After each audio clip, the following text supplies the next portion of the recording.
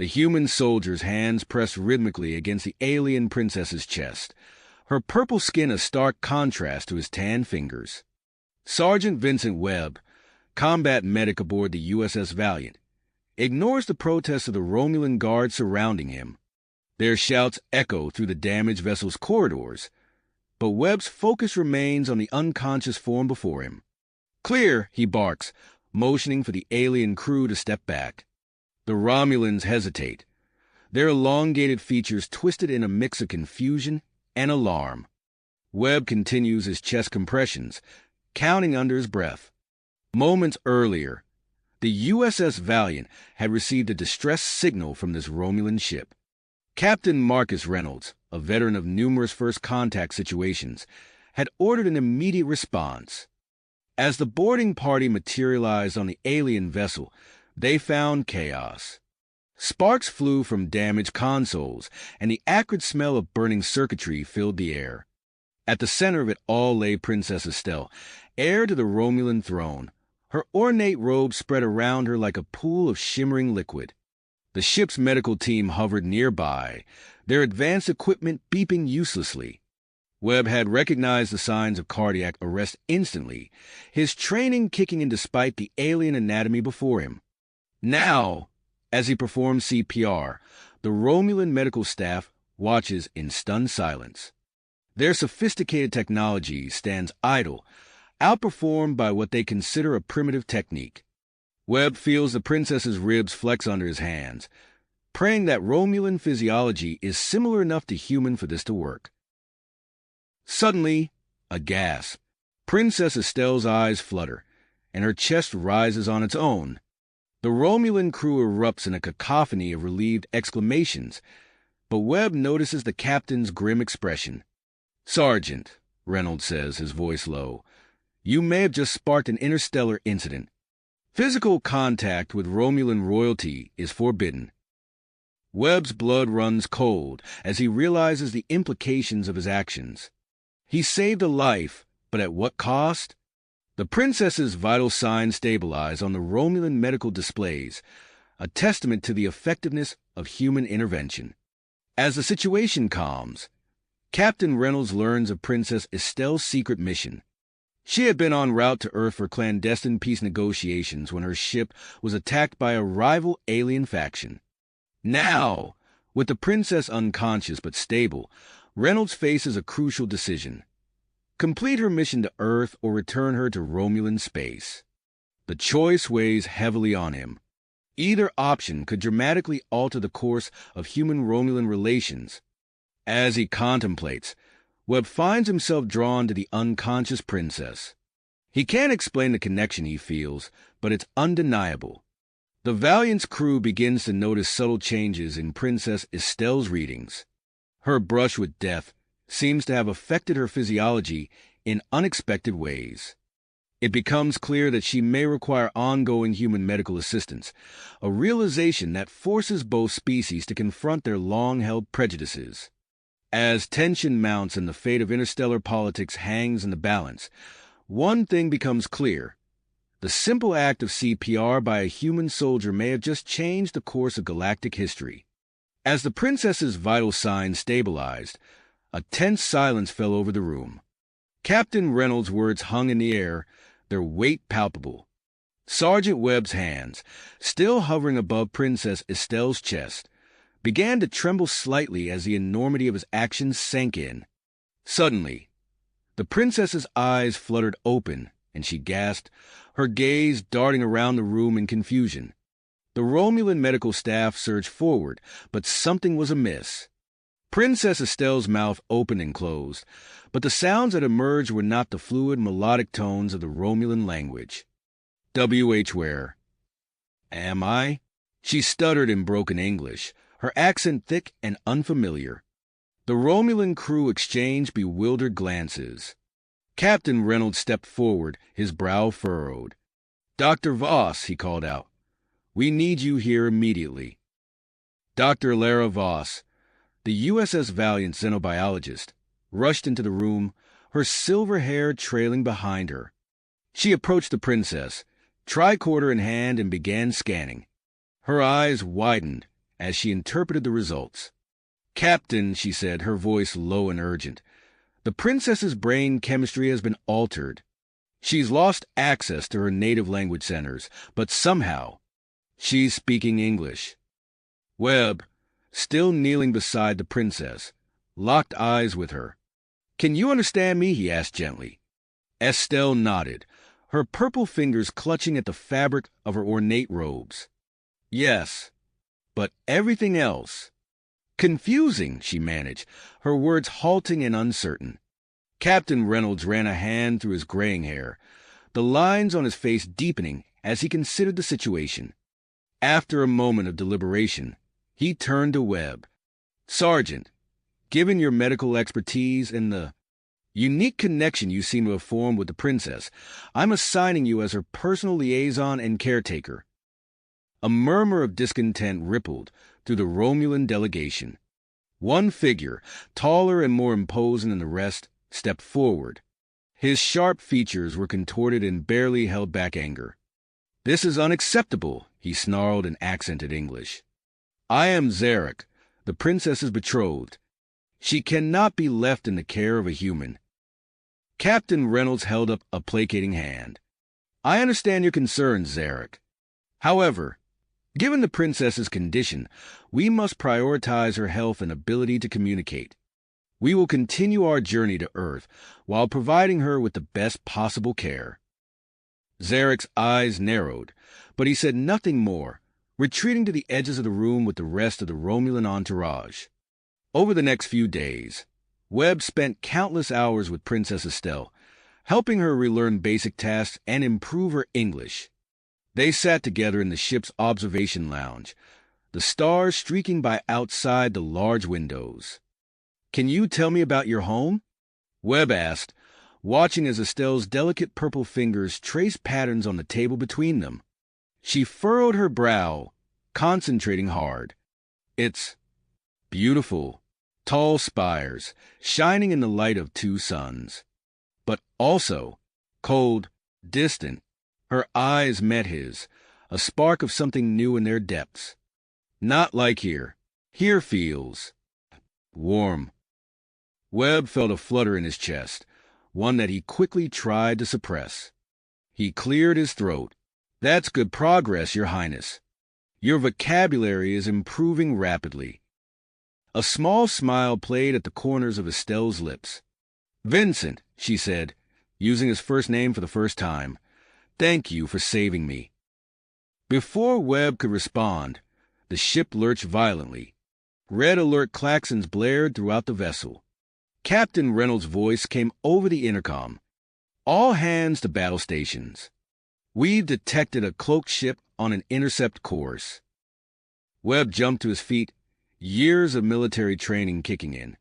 But as he turned to leave, he felt a soft hand grasp his wrist. Estelle looked up at him, fear evident in her eyes. "Don't go," she pleaded. For a moment, Webb was torn between his duty and the undeniable pull he felt toward the princess. The ship rocked again, and he made his decision. "I have to go, but I'll be back," he promised, gently removing her hand. "Stay here. You'll be safe." As Webb raced toward his station, his mind was a whirlwind of conflicting emotions. He knew his duty lay with defending the ship, but a part of him longed to return to Estelle's side, to protect her personally from whatever threat loomed on the horizon. In sickbay, Dr. Voss pored over her latest scans of the princess, her face growing more concerned by the moment. The changes in Estelle's brain weren't stabilizing as expected. They were intensifying. As she compiled her report for Captain Reynolds, Voss couldn't shake the feeling that they were on the brink of a discovery that could change everything they thought they knew about interspecies biology. On the bridge, Captain Reynolds barked orders as the crew maneuvered to evade their unseen pursuer. His mind raced, weighing the potential diplomatic fallout of their current situation against the immediate threat to his ship and crew. As the USS Valiant plunged deeper into unknown danger, the fates of humans and Romulans alike hung in the balance, their destinies now inexorably intertwined. The ship rocked violently again, throwing Webb off balance as he raced towards his station. Alarms blared throughout the corridors, and crew members rushed to their posts, their faces a mix of dedication and concern. As Webb rounded a corner, the ship lurched sharply to port. He stumbled, barely managing to keep his footing. The evasive maneuvers were growing more intense by the second. In the medical bay, Princess Estelle gripped the edge of her bed, her knuckles turning a pale lavender as she struggled to stay upright. Dr. Voss worked feverishly at a nearby console, her eyes darting between the princess and the rapidly changing readouts. Suddenly, the ship jerked hard to starboard. Estelle lost her grip and tumbled forward with a startled cry. Webb, who had just entered the medical bay, reacted instinctively. He lunged forward, his arms outstretched. Time seemed to slow as Estelle fell into Webb's embrace. Their bodies collided, and Webb's strong arms wrapped around her slender frame. For a moment, they were pressed together, faces mere inches apart. Webb could feel the warmth of her skin, smell the faint, alien scent of her hair. Then, something extraordinary happened. A soft, ethereal glow began to emanate from Estelle's purple skin. It started as a faint shimmer, barely noticeable, but quickly intensified until her entire body was bathed in a gentle, pulsating light. Dr. Voss gasped, her tricorder already in hand. "Fascinating," she murmured, her eyes wide with scientific curiosity. She moved closer, scanning the princess intently. "Captain," she called into her communicator, "you need to see this." Before Captain Reynolds could respond, the medical bay doors hissed open. Zarek stormed in, his face contorted with rage. He took in the scene before him. Webb holding Estelle, their bodies still pressed together, the princess glowing with an otherworldly light. "Unhand her, human!" Zarek snarled, lunging forward. His long fingers curved into claws as he reached for Webb's throat. Webb's military training kicked in. In one fluid motion, he gently set Estelle aside and pivoted to face Zarek. The Romulan's attack was swift, but Webb was faster. He ducked under Zarek's outstretched arm, then used the alien's momentum against him. With a quick twist and a sweep of his leg, Webb sent Zarek crashing to the floor. Zarek lay there, stunned and winded. Webb stood over him, his stance defensive but non-threatening. "I'm sorry," Webb said, his voice firm but respectful, "but I can't allow you to harm anyone on this ship." Captain Reynolds burst into the medical bay, his eyes quickly taking in the scene. "Report," he barked, looking from Webb to Dr. Voss. Dr. Voss stepped forward, her tricorder still humming. "Captain, the princess is undergoing some sort of physiological change. Her body is producing an unknown hormone at an incredible rate. It seems to be enhancing her neuroplasticity, accelerating her adaptation to human language and customs." Reynolds frowned, his brow furrowing. "Is she in any danger?" "Not immediately," Voss replied. "But these changes, they're profound. Her cellular structure is shifting, becoming more compatible with human biology. I've never seen anything like it." Before Reynolds could respond, the ship shuddered violently. Lieutenant Commander Harper's voice crackled over the intercom. "Captain, we've scored a direct hit on the enemy vessel. Their cloaking device is offline." Reynolds tapped his communicator. "Identify the target, Commander." There was a pause, then Harper's voice returned, tight with surprise.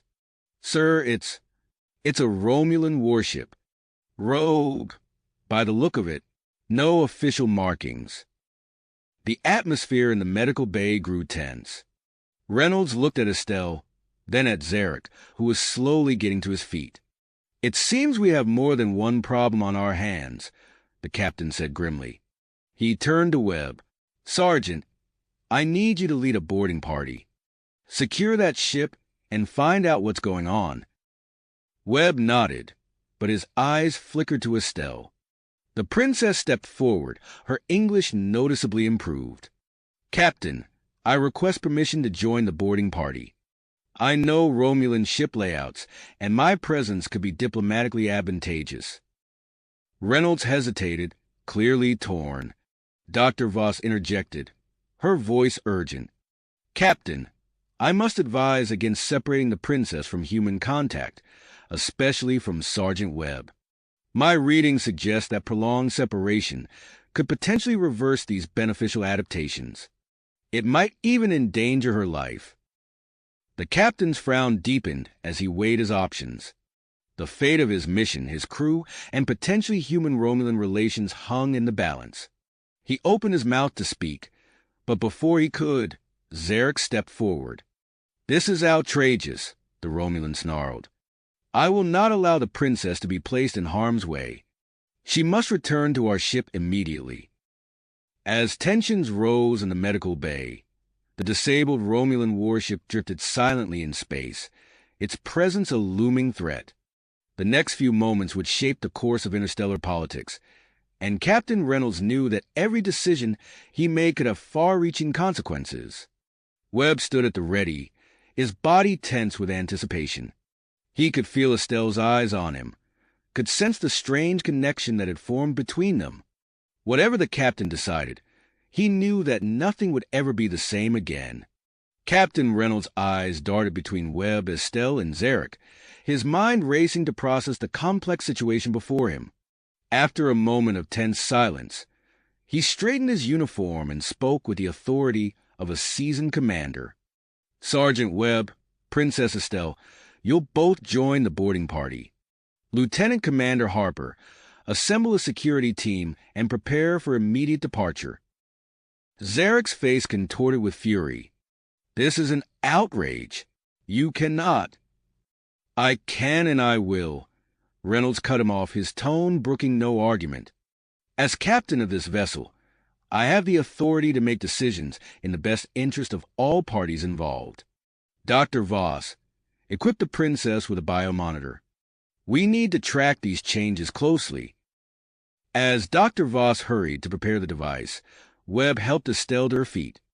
The princess swayed slightly, still unsteady from her recent collapse, but her eyes shone with purpose.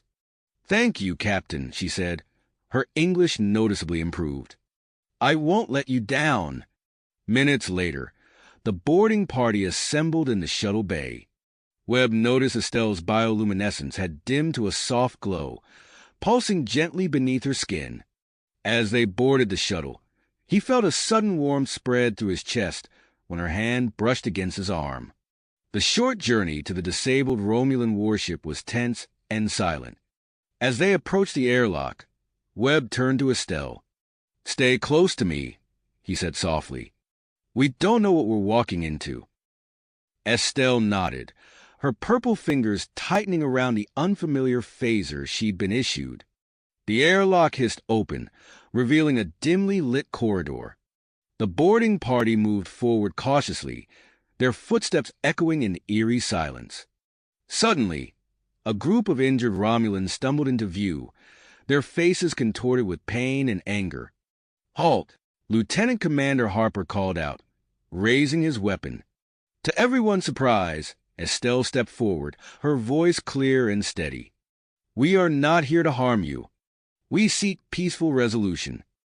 The Romulans froze, their eyes wide with shock as they took in Estelle's glowing form. One of them, his arm clutched to his chest, spat out a response in Romulan. Estelle replied in English, her diplomatic training evident in her measured tone. Your concerns are valid, but violence is not the answer. Let us help you, and in return, we ask for your cooperation.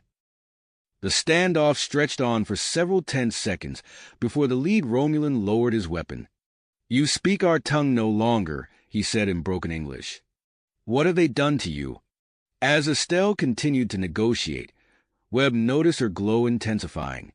The soft light illuminated the darkened corridor, casting strange shadows on the walls. He watched in amazement as the Romulan extremist hostilities slowly gave way to confusion and curiosity. With the immediate threat neutralized, the boarding party pressed deeper into the ship. Webb stayed close to Estelle, marveling at how her bioluminescence seemed to brighten whenever he was near. The phenomenon didn't go unnoticed by the others. He caught Lieutenant Commander Harper eyeing them with a mixture of fascination and concern. As they approached the command center, the ship's emergency lighting flickered ominously. Estelle's glow became their primary source of illumination, guiding them through the maze-like corridors of the alien vessel. Suddenly, the doors to the command center hissed open, revealing a scene of chaos. Injured Romulans lay scattered across the floor, while at the center stood a tall, imposing figure with eyes blazing with fanatical intensity. "I am Commander Vex," the Romulan declared, his voice dripping with contempt. "And you are the abominations that seek to destroy us." His gaze locked onto Estelle, and his expression twisted into a mask of disgust and rage. "What have they done to you, Princess? You stand there, glowing like some human pet, a mockery of everything our people hold sacred." Estelle stepped forward, her voice calm despite the tension in the air.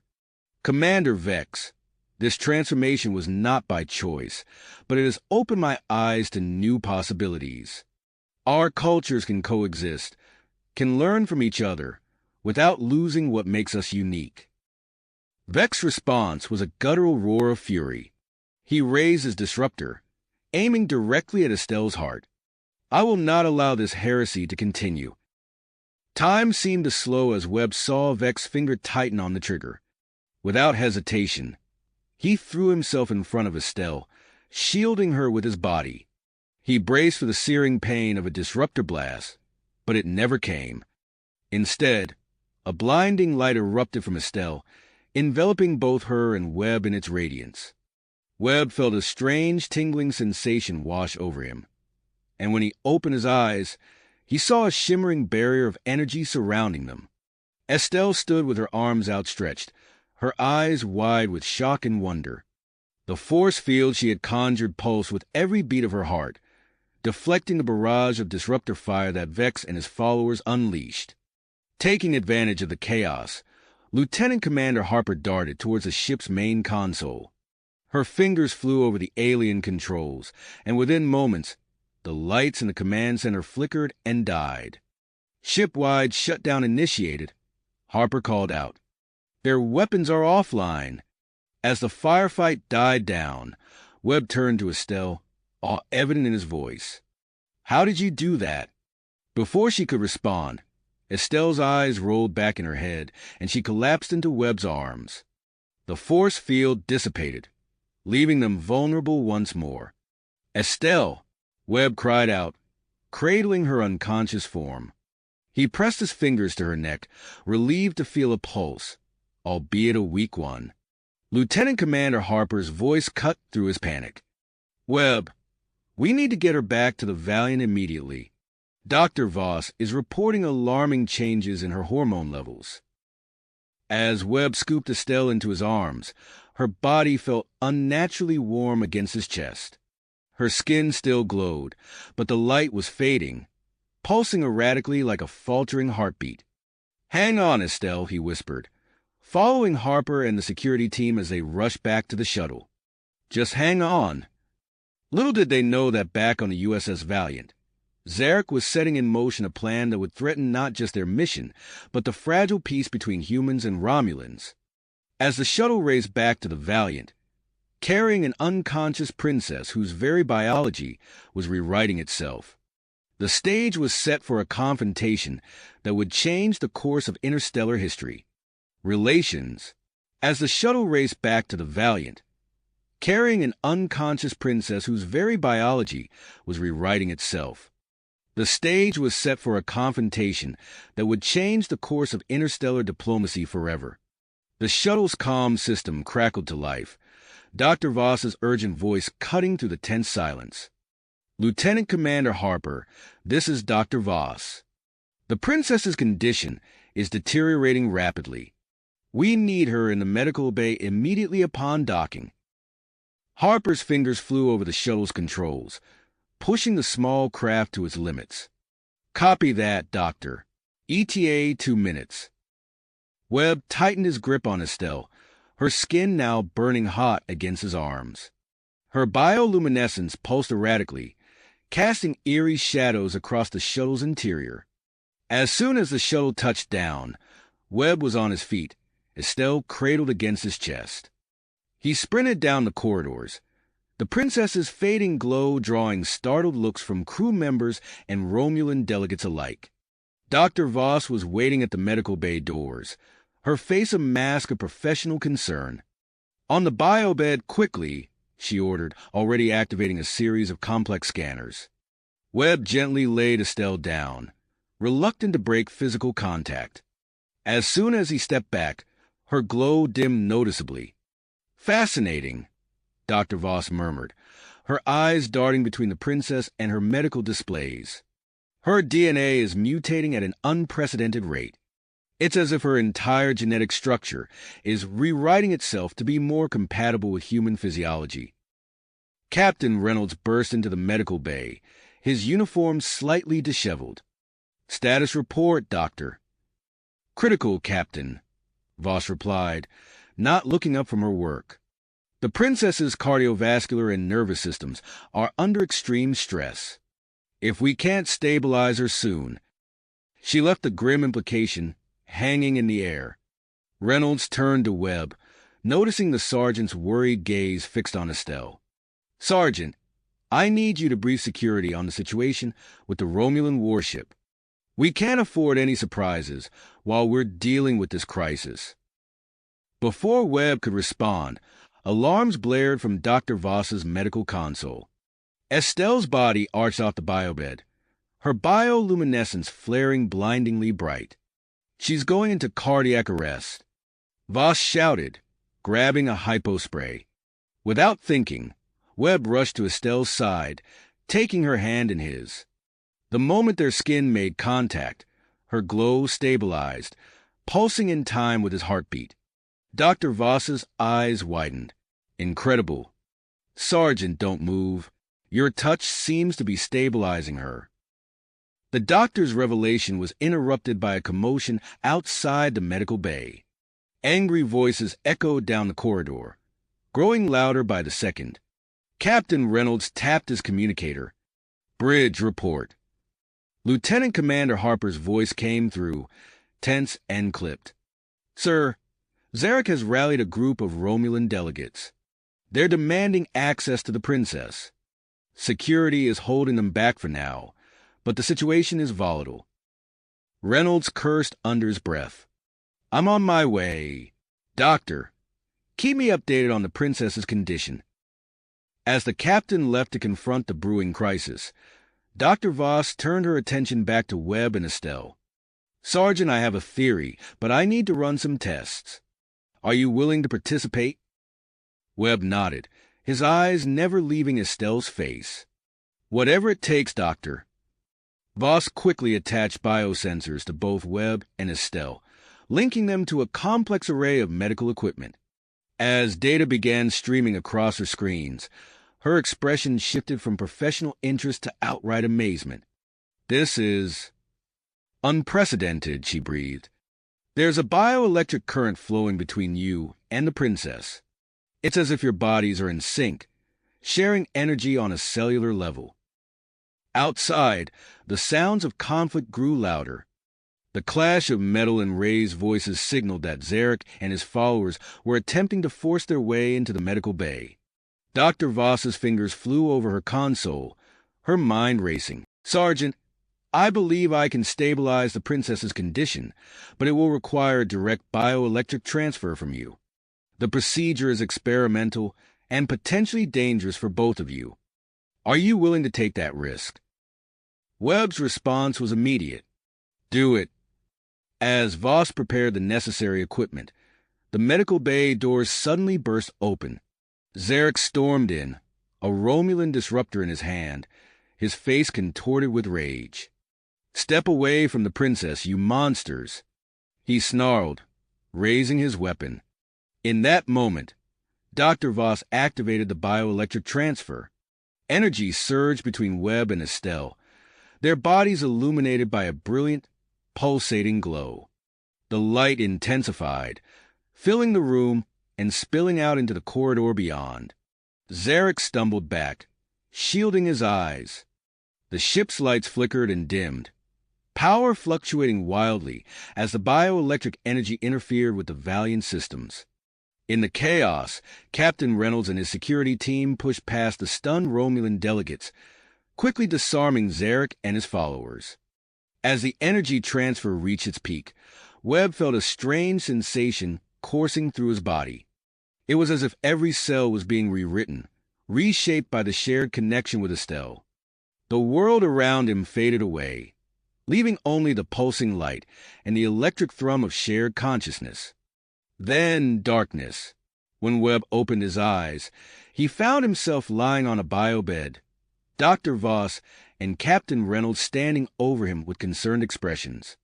"Welcome back, Sergeant," Reynolds said, his voice a mixture of relief and apprehension. "How do you feel?" Webb sat up slowly, aware of a strange new energy humming beneath his skin. "I feel different," he replied, noticing a faint glow emanating from his hands. Dr. Voss stepped forward, her face grave. "Sergeant, there's something you need to know. The bioelectric transfer, it didn't just stabilize the princess. It affected you as well. Your DNA is showing signs of mutation, similar to what we observed in Estelle." As the implications of Dr. Voss's words sank in, Webb's gaze was drawn to the adjacent biobed, where Estelle lay unconscious but stable. Her bioluminescence pulsed gently, in perfect synchronization with the new glow of his own skin. Captain Reynolds cleared his throat, drawing Webb's attention back to the present crisis. "Sergeant, I know this is a lot to process, but we have a situation on our hands. The Romulan delegates are in custody, but Zarek is demanding answers. We need to figure out our next move, and quickly." Webb nodded, swinging his legs off the biobed. As he stood, he felt a new strength coursing through him, along with a deep, inexplicable connection to the unconscious princess. "What are your orders, Captain?" he asked, ready to face whatever challenges lay ahead. Reynolds' expression was grim as he surveyed the chaotic medical bay. "First, we need to secure this ship and contain the diplomatic fallout. Then, we need to understand exactly what's happened to you and the princess. Whatever's going on here, I have a feeling it's going to change everything." As if in response to the captain's words, Estelle stirred on her biobed, her eyes fluttering open, her gaze locked with Webb's, and in that moment, both of them knew that nothing would ever be the same again. As Webb and Estelle's eyes remained locked, a sudden wave of dizziness washed over them both. They swayed in unison, their newly synchronized bioluminescence flickering erratically. Dr. Voss rushed to stabilize them, her fingers flying over the medical console. "Captain, their vital signs are fluctuating wildly. We need to move them to a more secure location immediately." Reynolds nodded grimly. "Agreed. Prepare them for transport to the high-security medical bay on Deck 4. As the medical team scrambled to move Webb and Estelle, the ship's intercom crackled to life. "Bridge to Captain Reynolds." Lieutenant Commander Harper's voice rang out, tense and urgent. "Sir, we've detected an encrypted transmission from the brig. It appears Zarek has managed to contact the Romulan Empire." Reynolds cursed under his breath. "Understood, Harper. Lock down all communications and set a new course. We're diverting to the Federation Research Station in the Gamma Hydri sector." "Aye, sir," Harper replied. "But there's more. Long-range sensors are picking up multiple Romulan warboats on an intercept course." The captain's eyebrows furrowed. "Increase speed to maximum warp. We need to reach that station before they catch up to us." As the USS Valiant altered its course, Webb and Estelle were carefully transferred to the high-security medical bay. The moment they were settled on adjacent biobeds, their shared glow stabilized, pulsing in perfect rhythm. Dr. Voss leaned in, her eyes wide with fascination. "Captain, Look at this, she said, gesturing to her medical tricorder. Their brainwave patterns are perfectly synchronized. It's as if their nervous systems have become entangled on a quantum level. Reynolds frowned. What does that mean for them, Doctor? Before Voss could respond, Webb gasped, his back arching off the biobed. Estelle mirrored his movement exactly, their shared glow intensifying. I can feel her, Webb stammered, his voice filled with awe and confusion. Not just physically. I can sense her emotions, her thoughts. Estelle nodded, her eyes never leaving Webb's. It's the same for me. It's like we're connected. Dr. Voss quickly attached additional sensors to both patients, her fingers dancing across the medical console as she analyzed the incoming data. Fascinating, she muttered. The bioelectric transfer seems to have created a symbiotic link between them. Their physiologies are now intertwined in ways I've never seen before. Captain Reynolds rubbed his temples, feeling the beginnings of a tension headache. Can you separate them, Doctor? Voss shook her head. I wouldn't recommend it. Sir, attempting to sever this connection could cause severe trauma to both of them. For now, we need to keep them together and stable. The ship shuddered slightly as it pushed to maximum warp. Reynolds tapped his communicator. Bridge, status report. We're maintaining our course to the research station, sir, Harper replied. But the Romulan warbirds are gaining on us. At current speeds, they'll intercept us just before we reach our destination. Reynolds turned back to Dr. Voss. We're running out of time, Doctor. We need a solution and fast. Voss bit her lip, her mind racing. There might be a way to stabilize their condition, Captain, but it's risky. We could use the ship's deflector array to broadcast a modulated bioelectric field throughout the Valiant. It might help balance out the energy fluctuations between Sergeant Webb and Princess Estelle. And the potential side effects? Reynolds asked, his voice grim. Unknown, Voss admitted, but given our current situation, it may be our only option. The captain nodded. Do it. I'll inform the crew. As Dr. Voss began preparations for the procedure, Reynolds addressed the ship. Attention all hands.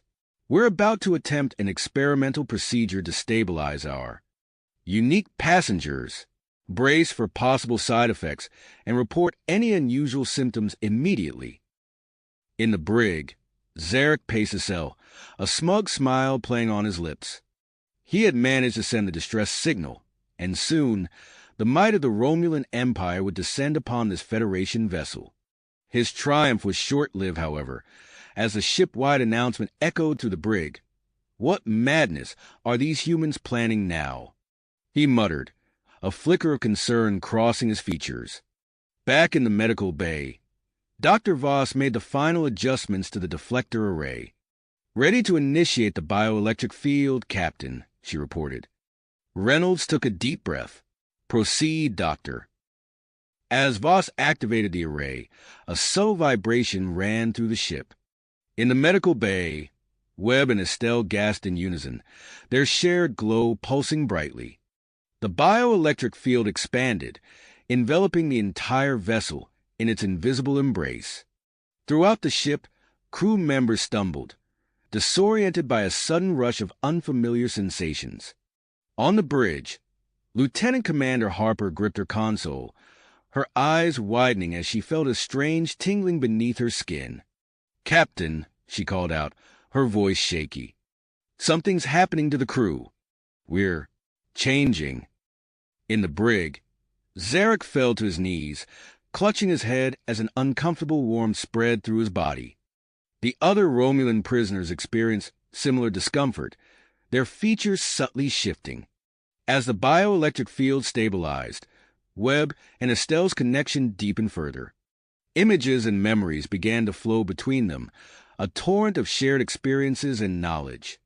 I can see Earth, Estelle whispered, her eyes unfocused. The oceans, the cities. It's beautiful. Webb nodded, equally entranced.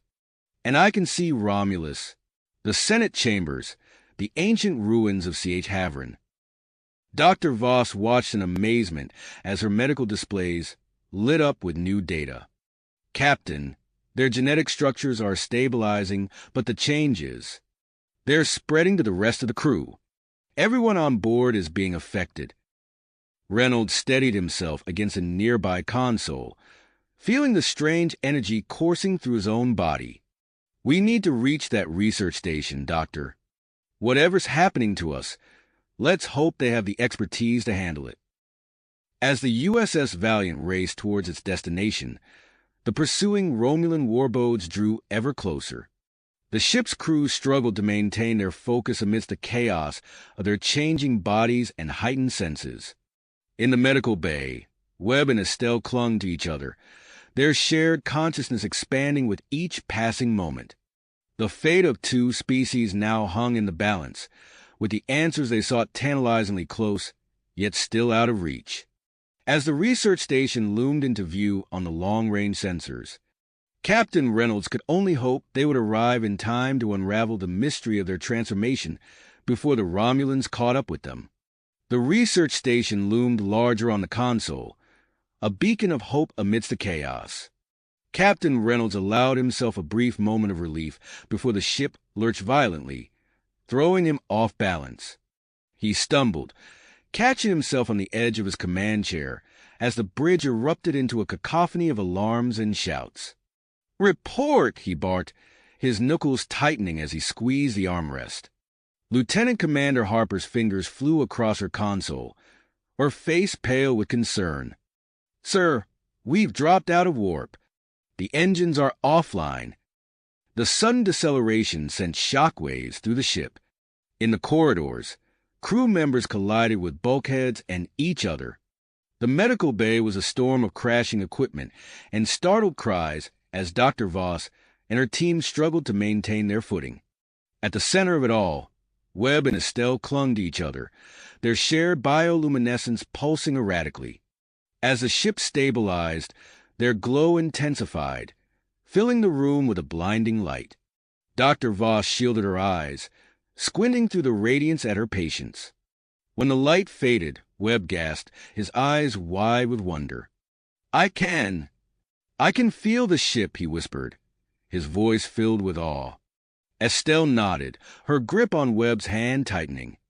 Not just the ship, the crew, every single person aboard. Their shared consciousness expanded, enveloping the Valiant in an invisible web of awareness. They sensed the fear and confusion of the crew, the purpose of the engineers working to restore power, and... "Captain!" Webb's voice crackled over the comm system, startling Reynolds. "We've detected a saboteur." Reynolds straightened, his eyes narrowing. "Explain, Sergeant." "Lieutenant Kira Novak," Estelle continued, her voice intertwining with Webb's. "She's working for the Romulan extremists. She disabled the warp core during the confusion." Without hesitation, Reynolds tapped his communicator. "Security team to engineering. Apprehend Lieutenant Novak immediately." As the security team raced through the corridors, Novak realized her cover was blown. She abandoned her post in engineering, sprinting towards the nearest emergency escape pod. Her heart pounded as she sealed herself inside, initiating the launch sequence. But the lingering effects of the bioelectric field had other plans. The pod system sputtered and died, leaving Novak trapped in the tiny capsule as the security team surrounded her. In engineering, Chief Engineer Tarak, his Vulcan features set in a mask of concentration, led his team in assessing the damage to the warp core. "The bioelectric field has created unforeseen interactions with our antimatter containment systems," he reported, his voice calm despite the urgency of the situation. "A complete recalibration of the warp drive is required." On the bridge, Reynolds watched with growing tension as the Romulan warboats closed in, their weapons charged and ready. He knew they were out of options.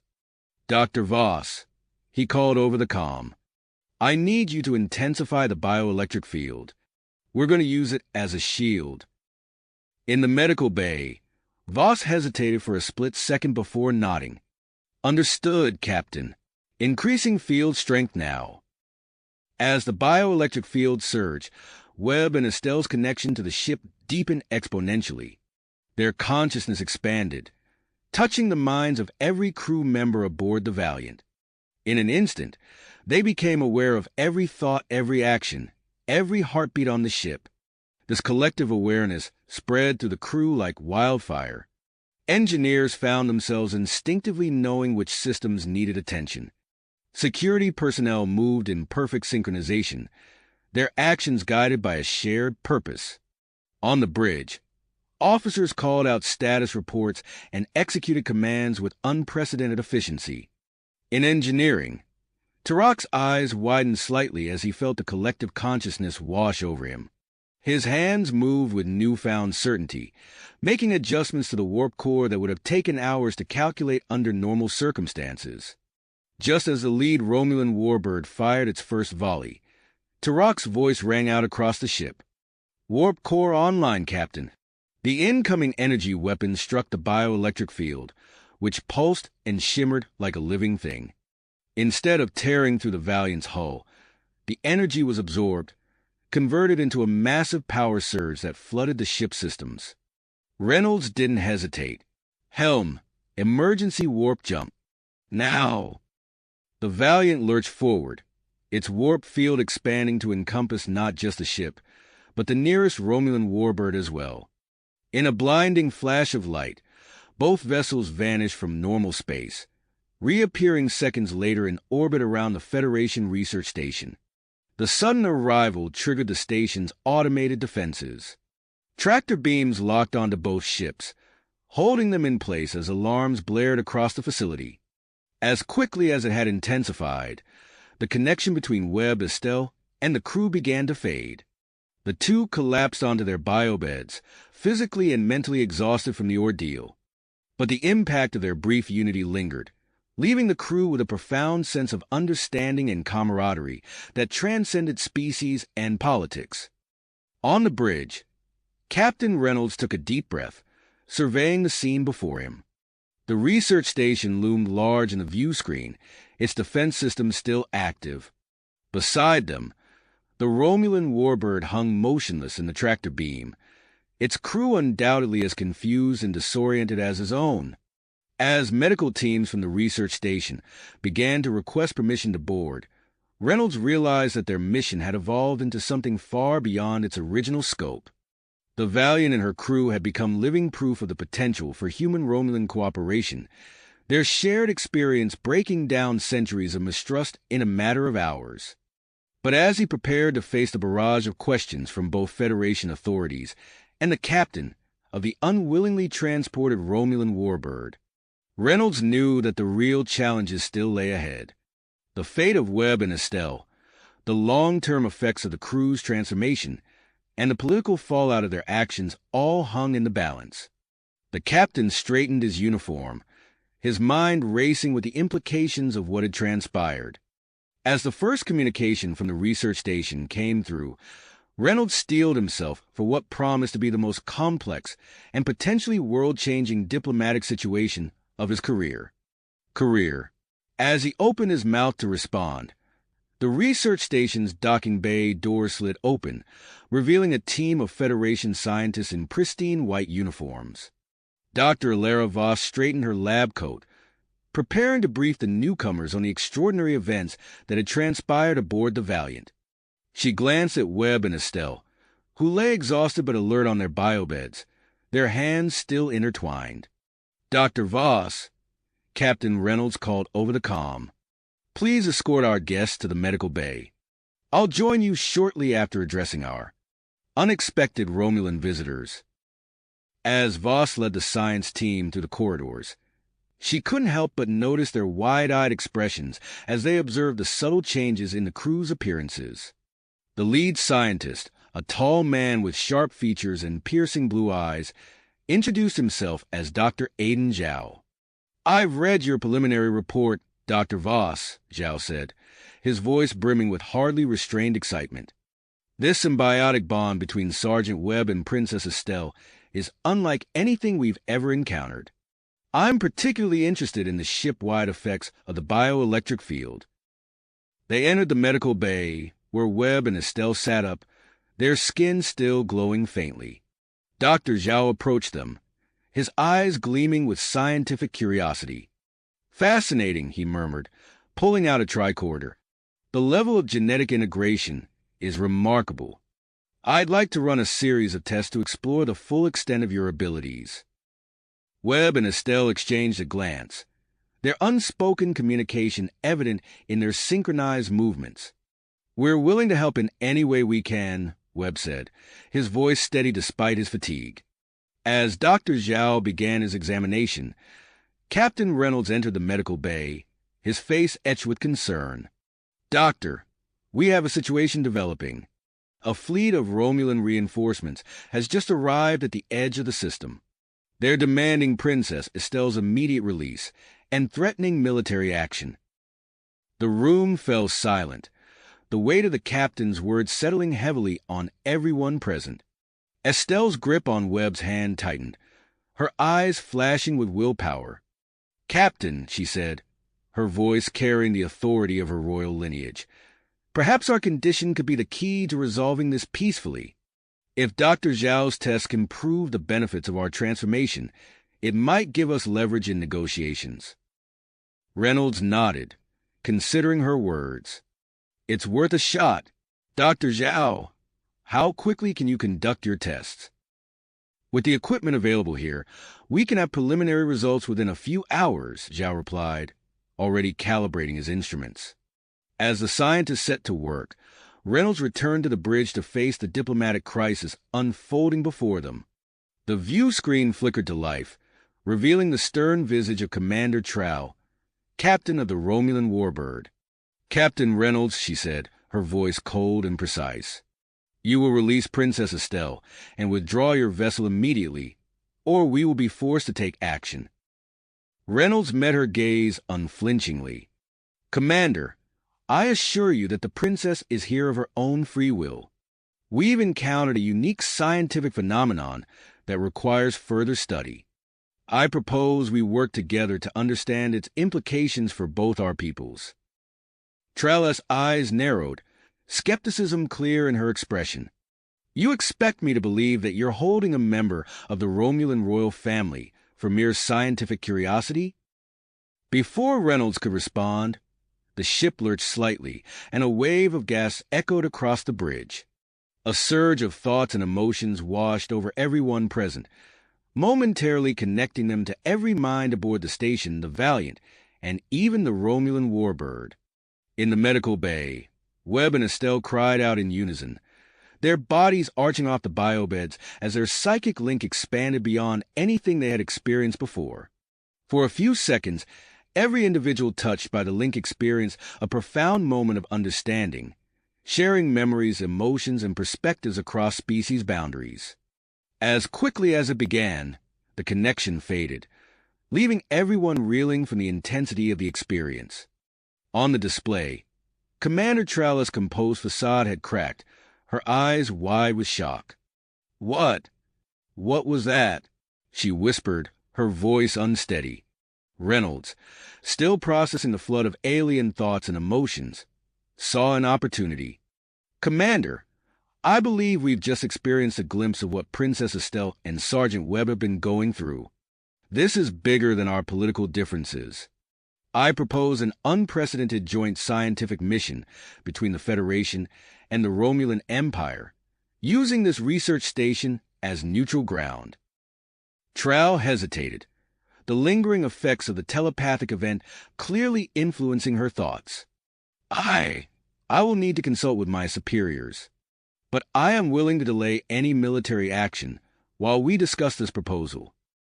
As the diplomatic talks began, Dr. Zhao burst into the bridge, his face pale with concern.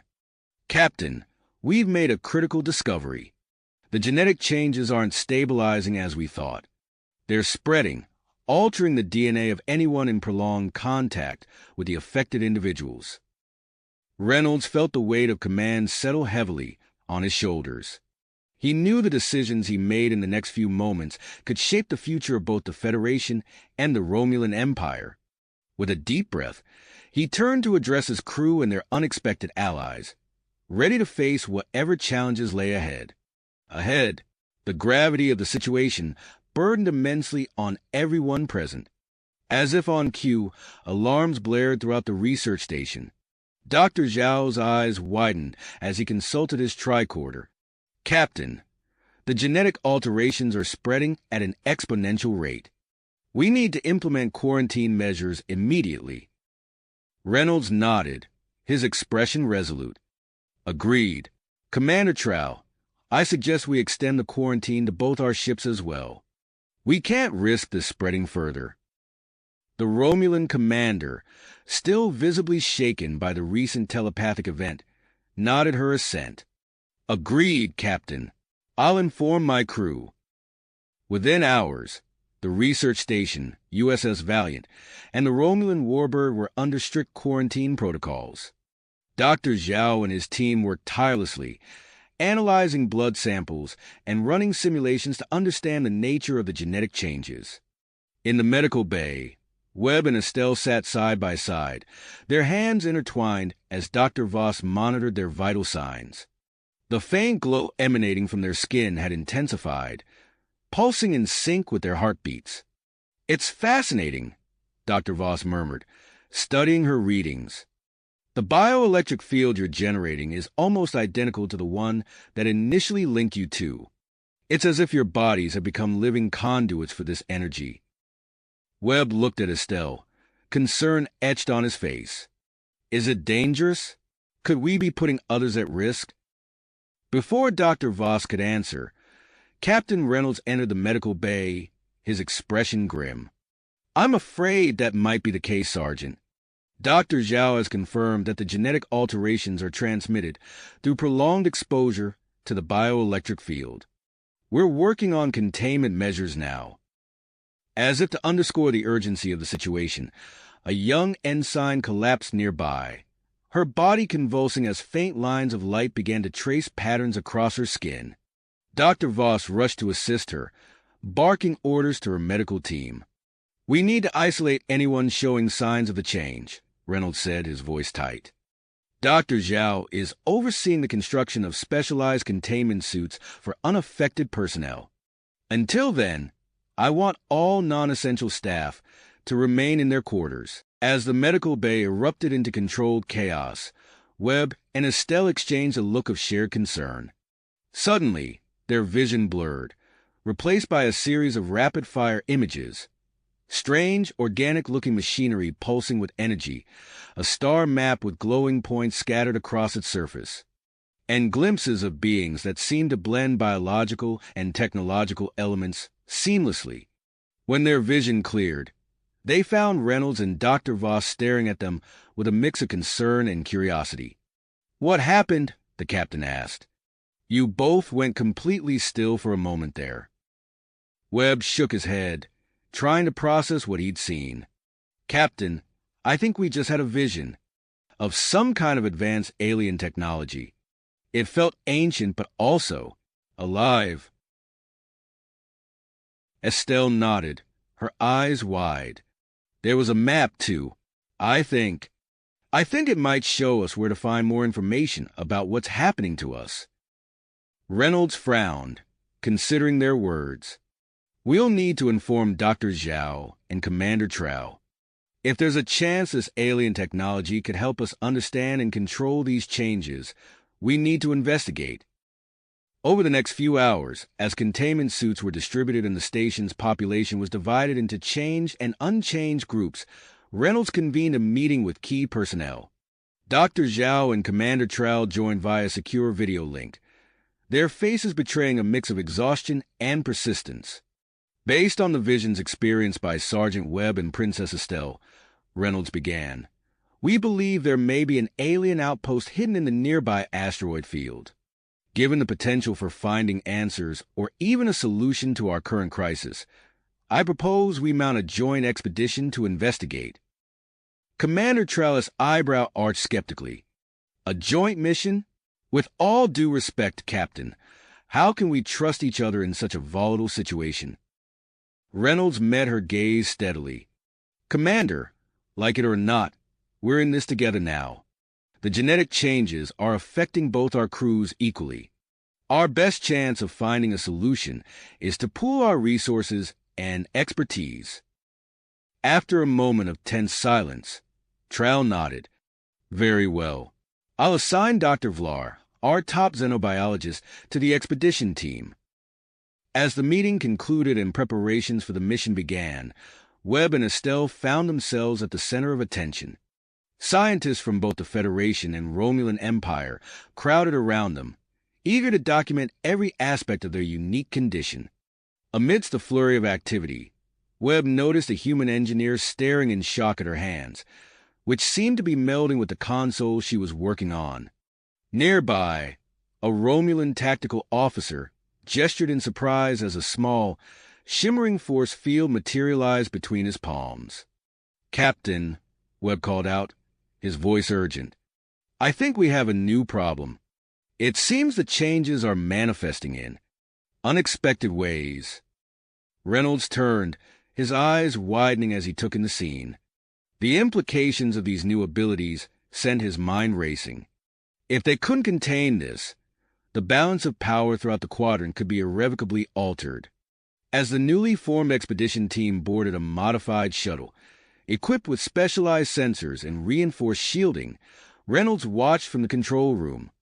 The fate of two civilizations now rested on the shoulders of this unlikely group of humans and Romulans. "Good luck," he murmured as the shuttle's engines flared to life. "And Godspeed." The shuttle glided out of the station's docking bay, its nose pointed towards the asteroid field that loomed in the distance. As they approached the dense cluster of space rocks, Webb and Estelle felt a strange pulling sensation, as if something ancient and powerful was calling out to them from the depths of space. As they navigated through the asteroid field, Webb's heightened senses tingled with anticipation. He exchanged a glance with Estelle, their shared connection conveying a mixture of excitement and trepidation. The shuttle sensors suddenly lit up, detecting a massive energy signature emanating from a nearby asteroid. Dr. Zhao leaned forward, his eyes wide with wonder. "This must be it," he breathed, adjusting the sensors for a more detailed scan. As they approached, the seemingly ordinary rock face shimmered and dissolved, revealing an intricately designed entrance. The shuttle glided into a cavernous docking bay, its architecture a blend of organic curves and crystalline structures that pulsed with soft, bioluminescent light. The team disembarked, their containment suits allowing them to move freely while minimizing the risk of further genetic contamination. Dr. Vlar, the Romulan xenobiologist, activated her tricorder, her usually stoic expression betraying a hint of awe. "The energy readings here are off the charts," she murmured. "This technology is far beyond anything in our databases." As they ventured deeper into the facility, Webb and Estelle felt an inexplicable pull guiding their steps. The corridors seemed to respond to their presence, lights flickering to life as they passed. Eventually, they found themselves in front of a massive door, its surface etched with intricate, swirling patterns. Webb reached out, his hand hovering over the door's surface. I think we need to open this," he said, looking at Estelle. She nodded, placing her hand next to his. As their palms touched the cool metal, the patterns began to glow, and the door slid open with a soft hiss. The team gasped collectively as they entered a vast chamber filled with rows upon rows of sleek, metallic pods. Dr. Zhao approached one cautiously, his scanner humming. "These appear to be stasis pods," he announced, his voice tight with excitement. "And there are life signs inside." Dr. Vlar joined him, her own instruments confirming the readings. "The question is, do we attempt to revive one of them?" she asked, looking at the others. After a tense discussion, weighing the potential risks against the desperate need for answers, the team decided to proceed. Webb and Estelle, drawn by their intuitive connection to the alien technology, approached a pod near the center of the room. "We think this one," Estelle said, her hand hovering over the pod's smooth surface. As if responding to her proximity, the pod began to hum, its opaque exterior slowly becoming transparent. The team watched in anticipation as the mist within the pod cleared, revealing a humanoid figure unlike anything they had ever seen. Its skin shimmered with an iridescent quality, shifting colors like the surface of a soap bubble. As the pod opened, the being's eyes fluttered open, revealing pupils that seemed to contain swirling galaxies.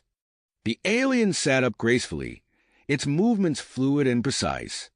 "I am Zara," it said, its voice resonating with harmonic overtones.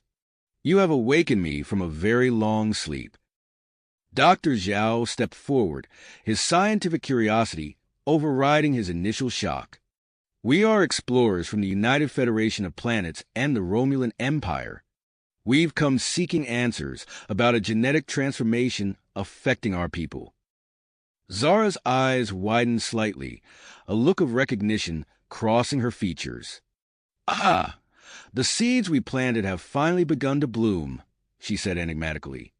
"I am a progenitor, one of an ancient race that seeded the galaxies with our genetic material millions of years ago." As Zara explained the progenitor's grand plan to create hybrid species capable of unlocking their advanced technology, the team listened in rapt attention. The implications of her words were staggering, potentially rewriting the history of their species and the very nature of life in the galaxy. Suddenly, alarms blared throughout the facility, startling everyone. Zara's expression turned grave. "The signal you sent earlier has attracted unwanted attention," she said, moving swiftly to a nearby console. "The harvesters have detected our awakening." "Harvesters?" Webb asked, a sense of dread growing in the pit of his stomach. Zara's fingers danced over the console, bringing up a holographic display of the system. A fleet of ominous, biomechanical ships was rapidly approaching. "They are a cybernetic race that seeks to assimilate advanced technology and genetically superior species," she explained. "They have been our enemies for eons." Captain Reynolds' voice crackled over the comm system, his tone urgent. "Expedition team, we've detected a large fleet entering the system. Our long-range scans show they're unlike anything we've encountered before." As the gravity of the situation sank in, Zara turned to Webb and Estelle, her eyes intense. "There may be a way to stop them, but it requires activating the progenitor's defensive systems. To do that, you too must undergo a procedure to unlock the full potential of your hybrid physiology." Webb and Estelle exchanged glances, their unspoken communication conveying volumes. The risks were enormous, but the alternative was unthinkable. "We'll do it," Webb said firmly, gripping Estelle's hand. As Dr. Zhao and Dr. Vlar worked feverishly to modify the alien equipment for human and Romulan physiology, the rest of the team secured the facility and established communication relays. The fate of multiple civilizations now hung in the balance, with Webb and Estelle at the center of a cosmic storm that threatened to reshape the galaxy. The distant sound of weapons fire echoed through the facility as Harvester scouts breached the outer defenses. Webb and Estelle stepped into the modified progenitor device, their hearts racing. As energy tendrils enveloped them, they felt their consciousness expanding, merging not only with each other, but with the very fabric of the facility itself. Outside, the combined Federation and Romulan forces prepared for the imminent arrival of the main Harvester fleet. In this moment of crisis, centuries of mistrust began to crumble in the face of a common enemy. As Webb and Estelle's transformation reached its climax, their merged consciousness touched the minds of everyone in the system, human and Romulan alike, providing a fleeting instant of perfect understanding. The stage was set for a confrontation that would determine the future of not just two civilizations, but potentially the entire galaxy. As the Harvester fleet loomed ever closer, the newly forged alliance braced for a battle that would test the limits of their newfound abilities and the strength of their unlikely bond.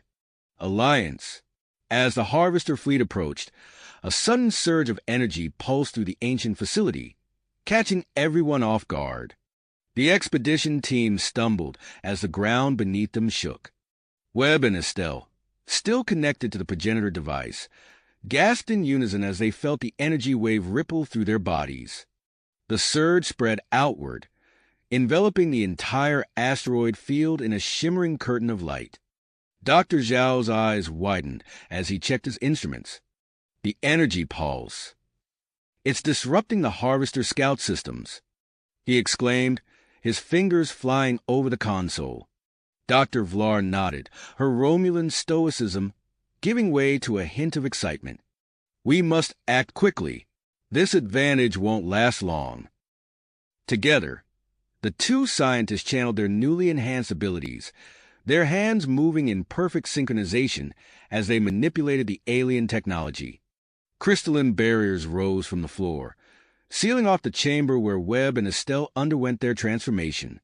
Outside the asteroid, the combined Federation and Romulan fleet took formation. Captain Reynolds' voice crackled over the comm system, his tone a mix of awe and purpose. "All ships, report in.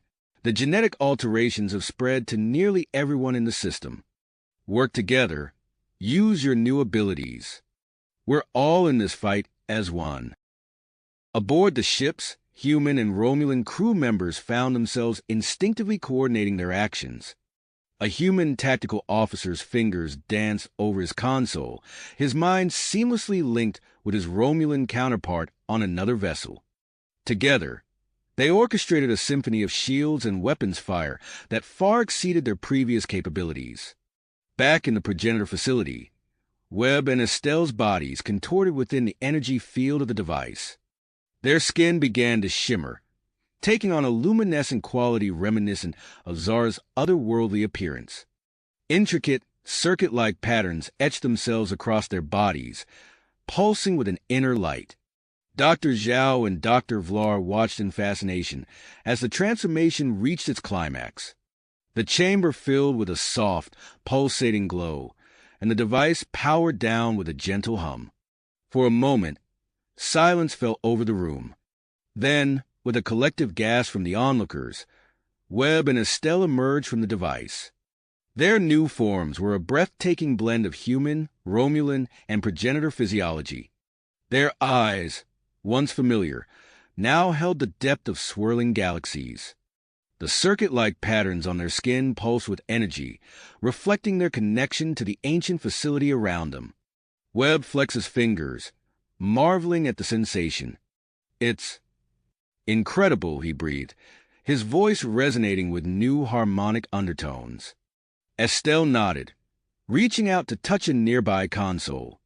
The technology responded instantly to her proximity, screens flickering to life with information she instinctively understood.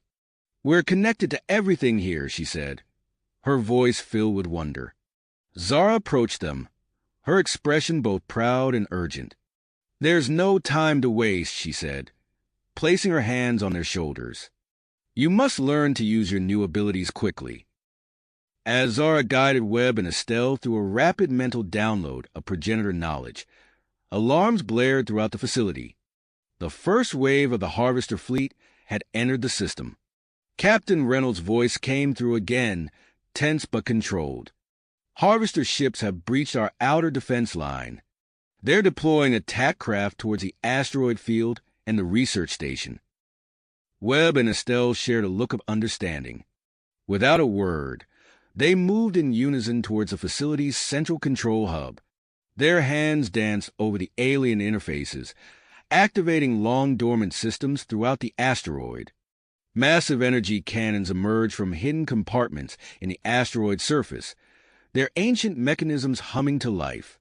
A powerful shield generator came online, its protective field expanding to encompass the entire asteroid field and the nearby research station. As the battle intensified outside, Webb and Estelle made a startling discovery. "These consoles," Webb said, his eyes wide with realization, "they're not just weapon controls. They're wormhole generators," Estelle finished, her mind perfectly in sync with his. A vast network of them. Dr. Zhao approached, his expression a mix of excitement and concern. Wormhole generators? That could be our salvation if the battle turns against us. Or a way to relocate the entire asteroid to safety, Dr. Vlar added, her logical mind already calculating the possibilities. Webb's expression turned grave as he studied the intricate controls. There's a catch, he said, looking at Estelle. To fully activate the network, we need to deepen our connection to the facility. Estelle nodded, understanding the implication. We'd have to merge our consciousness completely with the progenitor systems, she said softly. We might lose the last remnants of our individual selves in the process. Before they could discuss further, the asteroid shuddered under a massive impact. Captain Reynolds' voice came through, urgent and strained. The Harvester fleet has launched a full-scale assault on the asteroid field. Our combined fleet is taking heavy losses. We can't hold out much longer. Webb and Estelle locked eyes, their enhanced empathic abilities allowing them to share a moment of intimate understanding without words. They saw in each other's minds their fears, their hopes, and their unwavering commitment to their people, both human and Romulan. With a shared nod of tenacity, they moved towards the central neural interface. Dr. Zhao and Dr. Vlar rushed to their side, working feverishly to modify the systems. We'll do everything we can to preserve your original personalities during the merge, Dr. Zhao said, his fingers flying over the controls. As Webb and Estelle prepared to initiate the full neural interface, the rest of the expedition team took up defensive positions around the control hub. The facility shuddered again under another Harvester assault. Webb took Estelle's hand, their fingers intertwining as the neural interface activated. Energy coursed through their bodies as their consciousness began to expand, merging not only with each other, but with the very essence of the progenitor technology. As their minds melded with the ancient systems, Webb and Estelle caught glimpses of the vast network of wormholes spread across the galaxy. They saw the potential to not only save their people, but to reshape the very nature of space travel and galactic civilization. The neural merge deepened, and Webb and Estelle felt the last vestiges of their individual selves begin to fade. Yet even as their separate identities blurred, their shared purpose remained clear: to protect their people and face the Harvester threat. With their combined consciousness, now fully integrated with the progenitor systems, Webb and Estelle, now more than just two individuals, prepared to unleash the full power of the ancient technology against the Harvester fleet. The facility hummed with raw power as Webb and Estelle's merged consciousness tapped into the vast network of progenitor technology. Their bodies, once separate, began to radiate an intense, pulsating light that filled the control hub. Dr. Zhao and Dr. Vlar watched in awe as the two forms started to blur, their outlines becoming indistinct. Fascinating, Dr. Vlar murmured, her eyes fixed on the readings from her modified tricorder. Their neural patterns are synchronizing at an unprecedented rate. The air crackled with energy as Webb and Estelle's physical forms merged into a single, shimmering entity of light and energy. The walls of the facility came alive with swirling patterns that seemed to respond to the rhythms of their newly unified consciousness. Dr. Zhao's fingers flew over the controls of the modified progenitor interface. We need to stabilize their individual essences, he called out to his Romulan colleague. If we don't, we might lose them entirely to the merge. As the scientists worked feverishly to preserve Webb and Estelle's individual identities within their new, unified form, the rest of the expedition team took up defensive positions around the control hub. The facility shuddered under another assault from the Harvester forces. Outside, the battle raged on.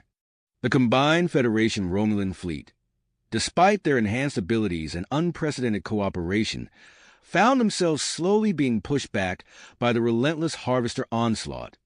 Captain Reynolds' voice crackled over the comm system, strained and urgent. We've lost the Odyssey and the Valcash. Our shields are failing. We can't hold out much longer. Just as all seemed lost, the newly merged Web-Estelle entity gained full access to the progenitor defense network. With a mere thought, they activated a massive energy shield that enveloped the entire asteroid field, the research station, and the Allied fleet. The effect was immediate and dramatic. Harvester weapons fire splashed harmlessly against the impenetrable barrier, buying precious time for the beleaguered defenders. Inside the facility, the merged entity's consciousness expanded, encompassing the entire progenitor network. Their shared mind raced through vast databases of ancient knowledge, searching for a way to turn the tide of battle. Suddenly, they found it. Hidden deep within the facility's databanks was information about a progenitor superweapon capable of neutralizing the entire Harvester fleet. However, the weapon required an enormous amount of energy to activate, more than the facility could generate on its own. Without hesitation, the Web-Estelle entity made a decision. They began to channel their own life force into the facility's systems, using their merged form as a living conduit for the energy required to power the superweapon. The strain on their newly unified body was immense. Energy coursed through them, threatening to tear apart the delicate balance of their merged consciousness. Dr. Zhao noticed the readings on his console spiking dangerously. "They're overloading the systems." He shouted to Dr. Vlar, "We need to find a way to stabilize the energy flow, or we'll lose them both." As the scientists worked to modify the progenitor systems, the rest of the team fought off waves of Harvester forces that had breached the asteroid's outer defenses. Phaser fire echoed through the corridors as they held the line, protecting the heart of the facility. In orbit, Captain Reynolds coordinated a daring counterattack. Using the newly activated wormhole network, Allied ships executed a series of hit-and-run strikes against the Harvester fleet.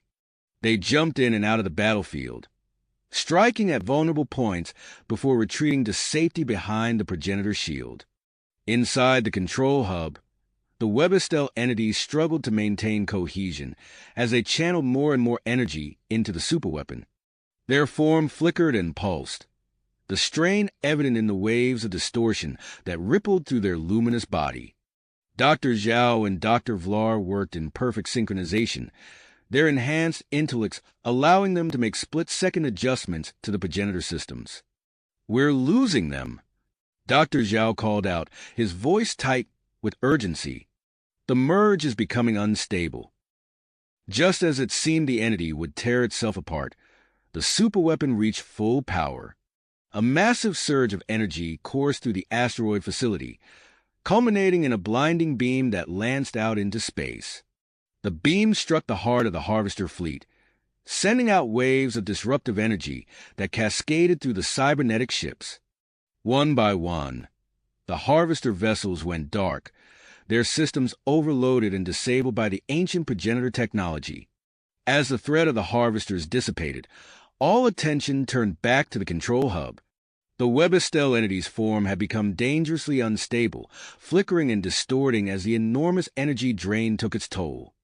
"We need to separate them now," Dr. Vlar said, her usual Romulan stoicism giving way to clear concern.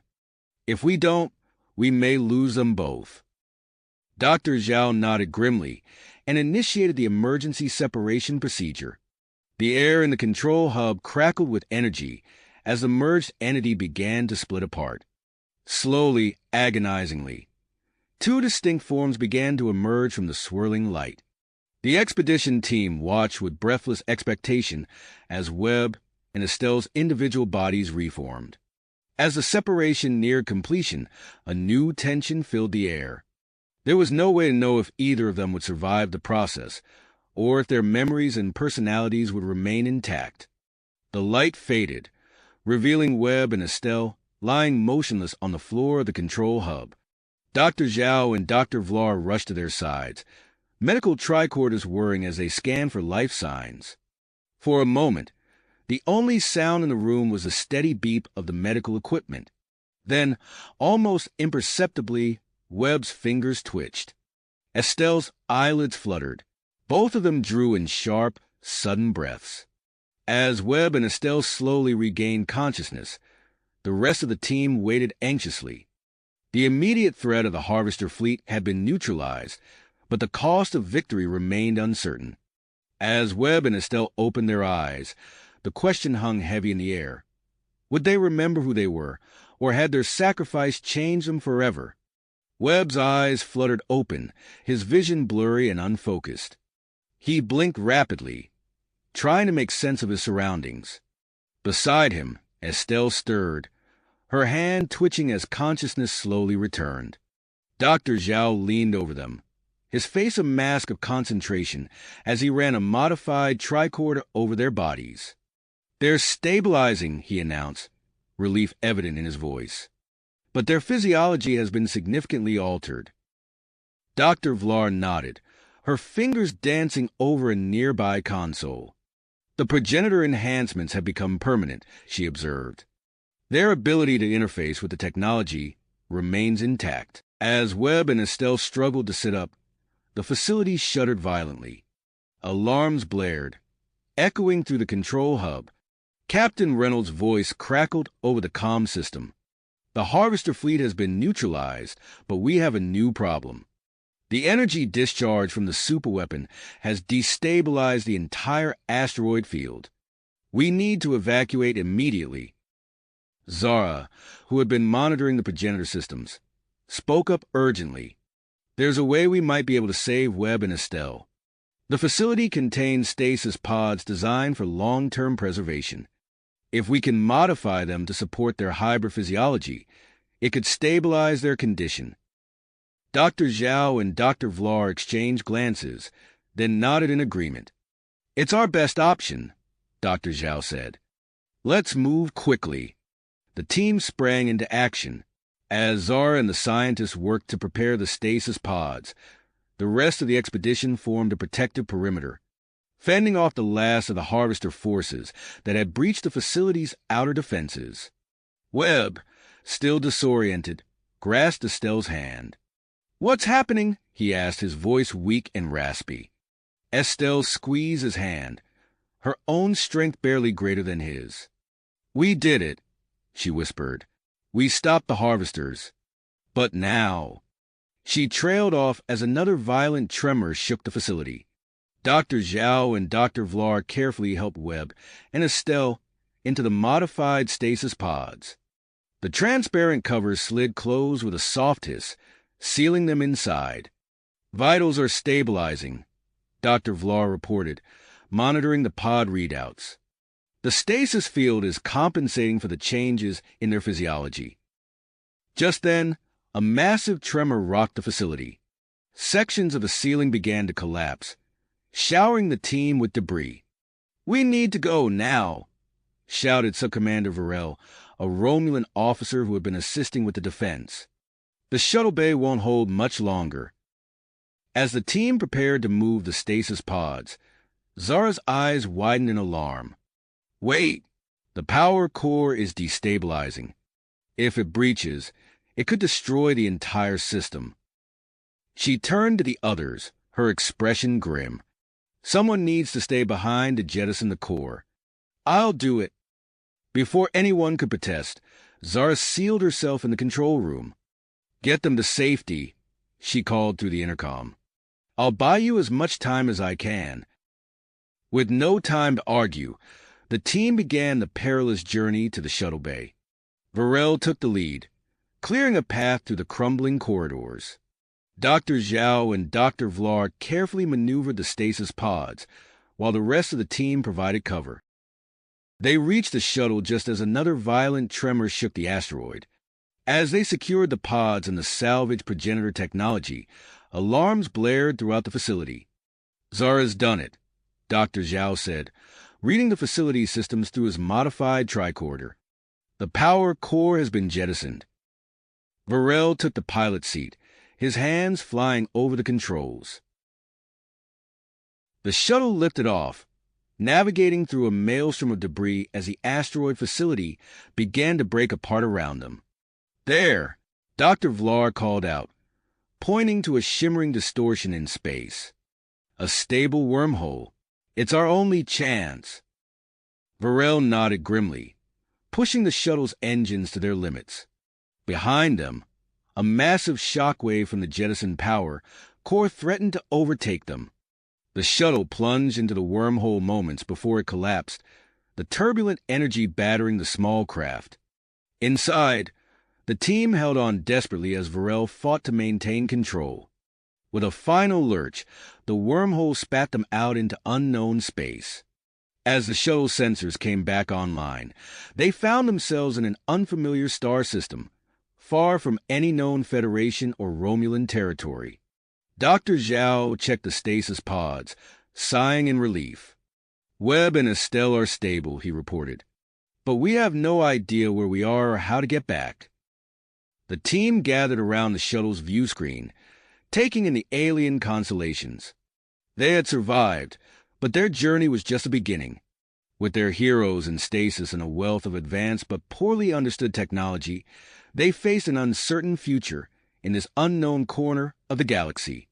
The team gazed out at the unfamiliar constellations, their faces a mix of awe and apprehension. Dr. Zhao's voice broke the tense silence. "We need to find a safe place to land and assess our situation," he said, his eyes never leaving the stasis pods containing Webb and Estelle. Sub-Commander Varel nodded, his hands moving deftly over the shuttle's controls. "I've detected a habitable moon orbiting that gas giant," he reported, gesturing to a massive, swirling sphere dominating the view screen. "It's our best option for now." As the shuttle descended through the moon's atmosphere, the team braced themselves against the turbulence. The craft bucked and shuddered, but Varel's expert piloting brought them down safely on a rocky plateau overlooking a vast, alien landscape. The moment the shuttle touched down, Dr. Zhao and Dr. Vlar sprang into action, their focus solely on stabilizing the stasis pods. The rest of the team quickly established a perimeter, wary of any potential threats in this unknown environment. "The pod's power supply is holding steady," Dr. Vlar reported, her fingers dancing over a modified tricorder. "But we need to find a more permanent solution soon." As the scientists worked, a deafening static filled the shuttle's communication systems. Dr. Zhao frowned, adjusting the settings. "The radiation from the gas giant is interfering with our comms," he explained. "We can't send a distress signal." The realization of their isolation settled heavily on the team. They were truly alone, cut off from everything they knew. Over the next few hours, the team set up a makeshift base camp around the shuttle. As they worked, Ensign Chun, the team's xenobiologist, noticed something strange in the distance. "Look," she said, pointing to a cluster of oddly symmetrical formations jutting out from the rocky landscape. "Those structures, they're not natural." Dr. Vlar scanned the area with her tricorder, her eyebrows rising in surprise. "Progenitor energy signatures," she confirmed. "Faint, but unmistakable." The discovery energized the team. If this moon had once been a progenitor outpost, it might hold the key to their survival, and to saving Webb and Estelle. Sub-Commander Varel organized a small expedition to investigate the ruins, while Dr. Zhao remained behind to monitor the stasis pods. As they approached the ancient structures, the team marveled at the intricate designs etched into the weathered surfaces. Ensign Chen's tricorder beeped insistently as they neared a partially collapsed building. "I'm detecting power fluctuations," she reported. "There's something active in there." Carefully, they made their way inside. The air was stale and thick with dust, but as they ventured deeper, lights flickered to life, responding to their presence. They found themselves in what appeared to be a medical bay, filled with advanced technology far beyond their understanding. Dr. Vlar's eyes widened as she examined the equipment. This facility, it might be capable of safely reviving Webb and Estelle, she said, her voice filled with cautious hope.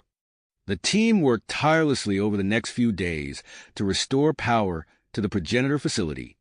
They faced numerous challenges, from aggressive local wildlife to violent electrical storms that threatened to overload their equipment. Through it all, Sub-Commander Varel's leadership kept them focused and united.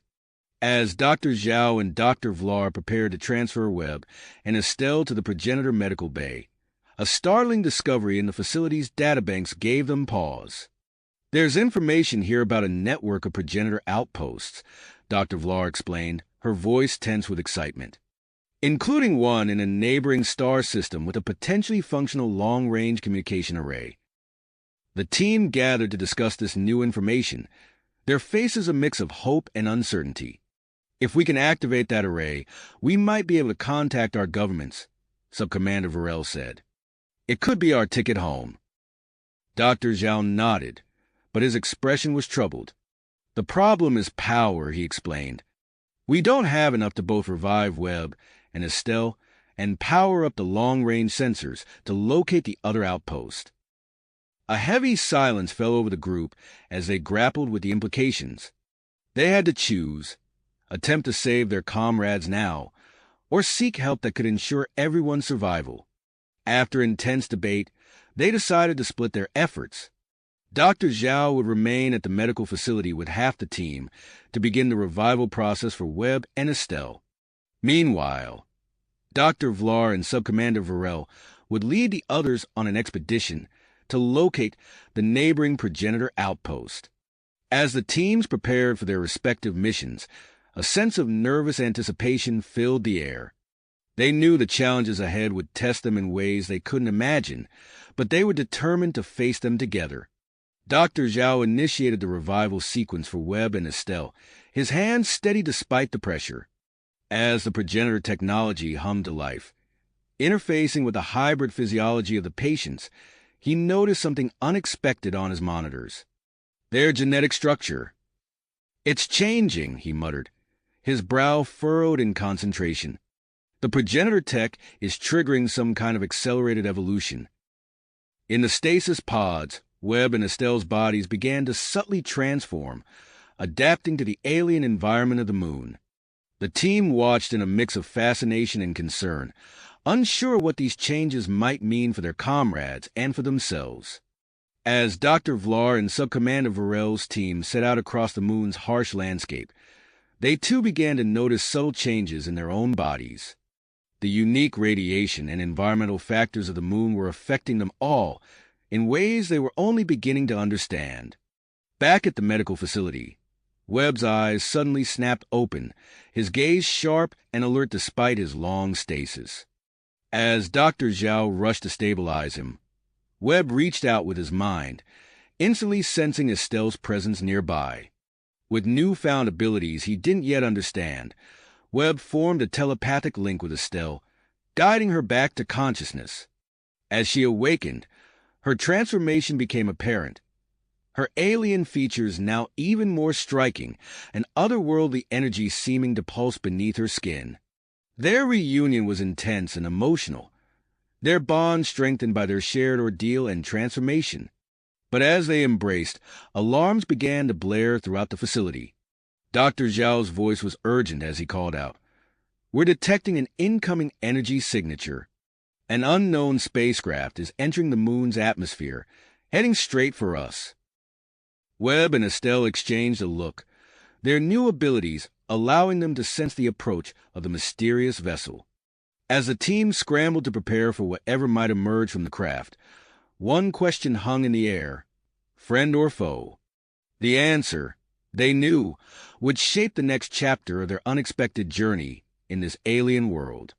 The team tensed as the unknown spacecraft descended through the moon's thin atmosphere, its sleek form casting long shadows across the rocky terrain. Webb and Estelle, their bodies still adjusting to their recent transformation, focused their newly enhanced senses on the approaching vessel. "I'm detecting a mix of energy signatures," Webb said, his voice carrying an otherworldly resonance. "Some familiar, some completely alien." Estelle nodded, her eyes glowing with an inner light. "It's not Federation or Romulan design, but there's something familiar about it." The team took defensive positions around the progenitor facility, weapons at the ready. Dr. Zhao and Dr. Vlar exchanged worried glances, their minds racing with possibilities. As the spacecraft touched down, its landing struts absorbing the impact with surprising grace.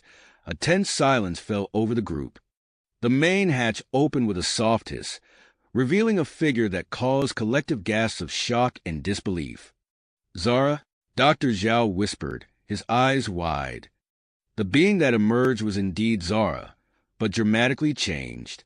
Her body was a seamless fusion of organic tissue and advanced technology, pulsing with energy that seemed to bend the very fabric of reality around her.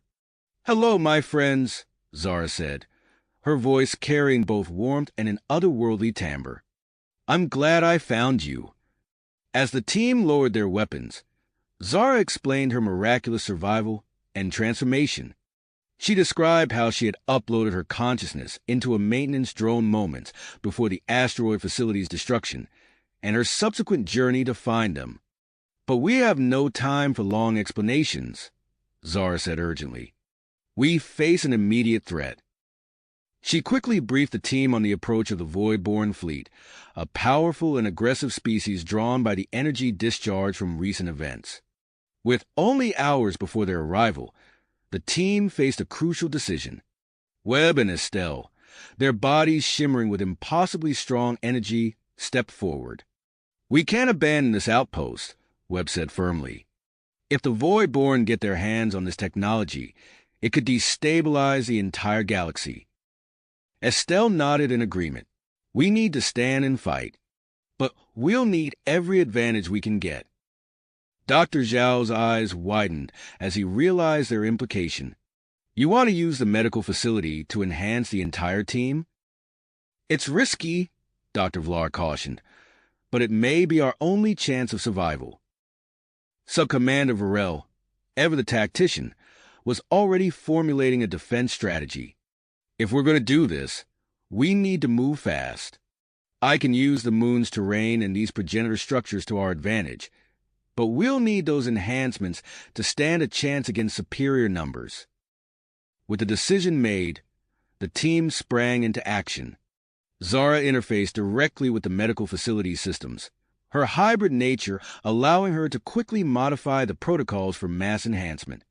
Dr. Zhao and Dr. Vlar worked alongside her, their expertise in xenobiology proving crucial in adapting the process for various team members. As the enhancement procedures began, the facility hummed with energy. Each team member underwent rapid, sometimes painful transformations.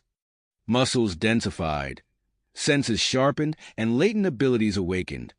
Ensign Chen gasped as she felt herself become lighter, realizing she could manipulate gravity around her body. A Romulan engineer marveled as his skin developed a metallic sheen, organic technology interfaces sprouting across his body. Webb and Estelle, already significantly altered, experienced a secondary transformation. Their physical forms became less distinct, shifting into beings of pure energy. They found themselves able to phase through solid matter, their consciousnesses merging in ways they had never imagined possible. As the newly enhanced team gathered outside the facility, there was a palpable sense of awe and persistence. They marveled at their new abilities, quickly adapting to their transformed states. Zara's ship, now interfaced with her hybrid body, provided detailed scans of the approaching Void-born fleet. "Their flagship is the key," she explained, projecting a holographic image of a massive biomechanical vessel. "It houses their command structure and the majority of their invasion force."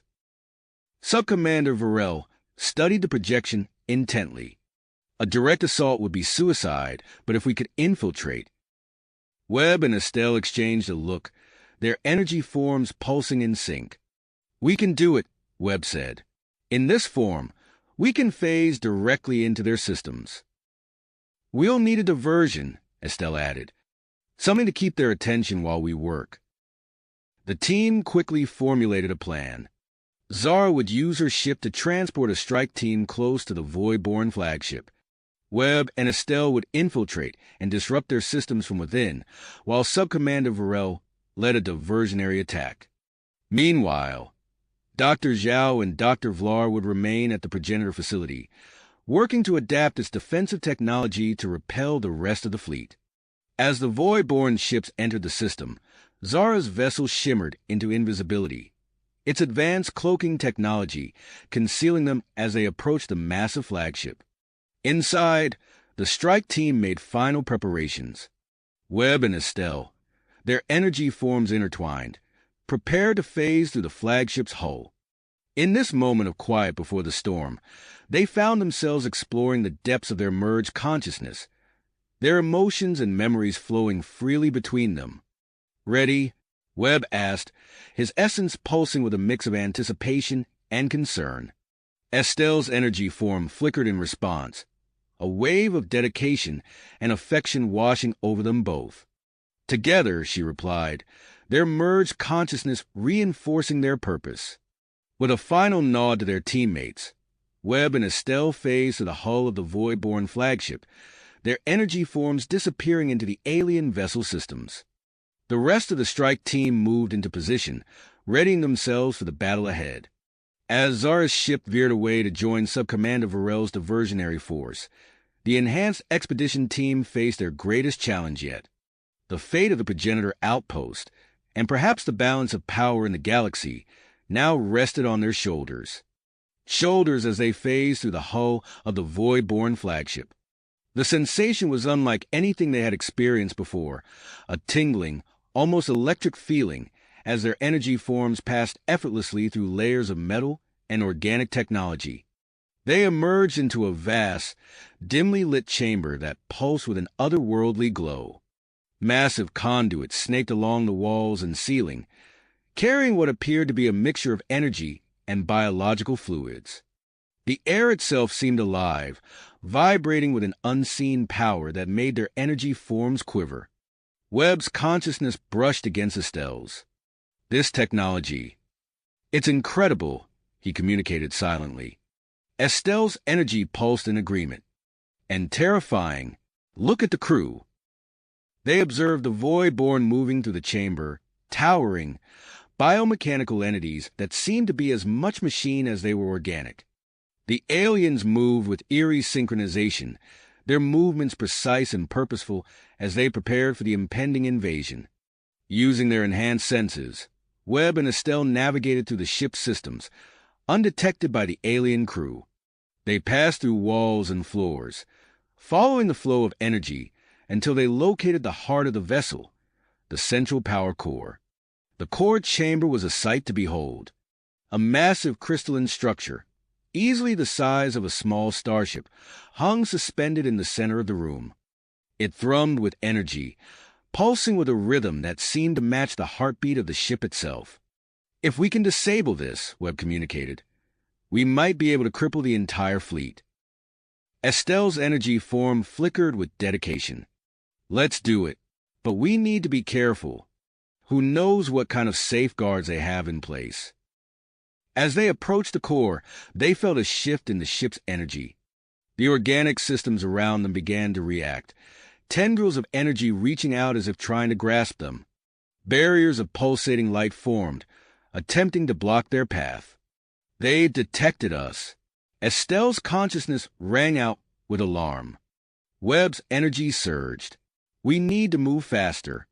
Use the conduits. They can't block their own power flow."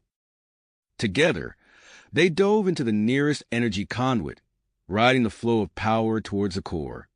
The ship's defenses lashed out, sending pulses of disruptive energy through the systems. Webb and Estelle weaved and dodged, their merged consciousness allowing them to anticipate and avoid each attack with split-second precision. As they neared the core chamber, a new presence made itself known. A powerful psychic force slammed into their merged consciousness, nearly disrupting their energy forms. "Intruders!" A voice boomed in their minds, filled with alien malice. "You dare to invade the sanctum of Krolthax, Supreme Commander of the Voidborn?" They emerged from the conduit to find themselves face-to-face with a towering figure. Krolthax was a nightmarish fusion of organic and mechanical parts, his body crackling with psionic energy. Multiple eyes, some biological, others clearly artificial, focused on the space occupied by Webb and Estelle's energy forms. "We see you, creatures of light," Krolthax growled, his voice resonating both audibly and psychically. "Your pitiful attempt at sabotage ends here." The Voidborn commander lashed out with tendrils of dark energy. Webb and Estelle phased through the attack, their forms separating and reuniting as they dodged the onslaught.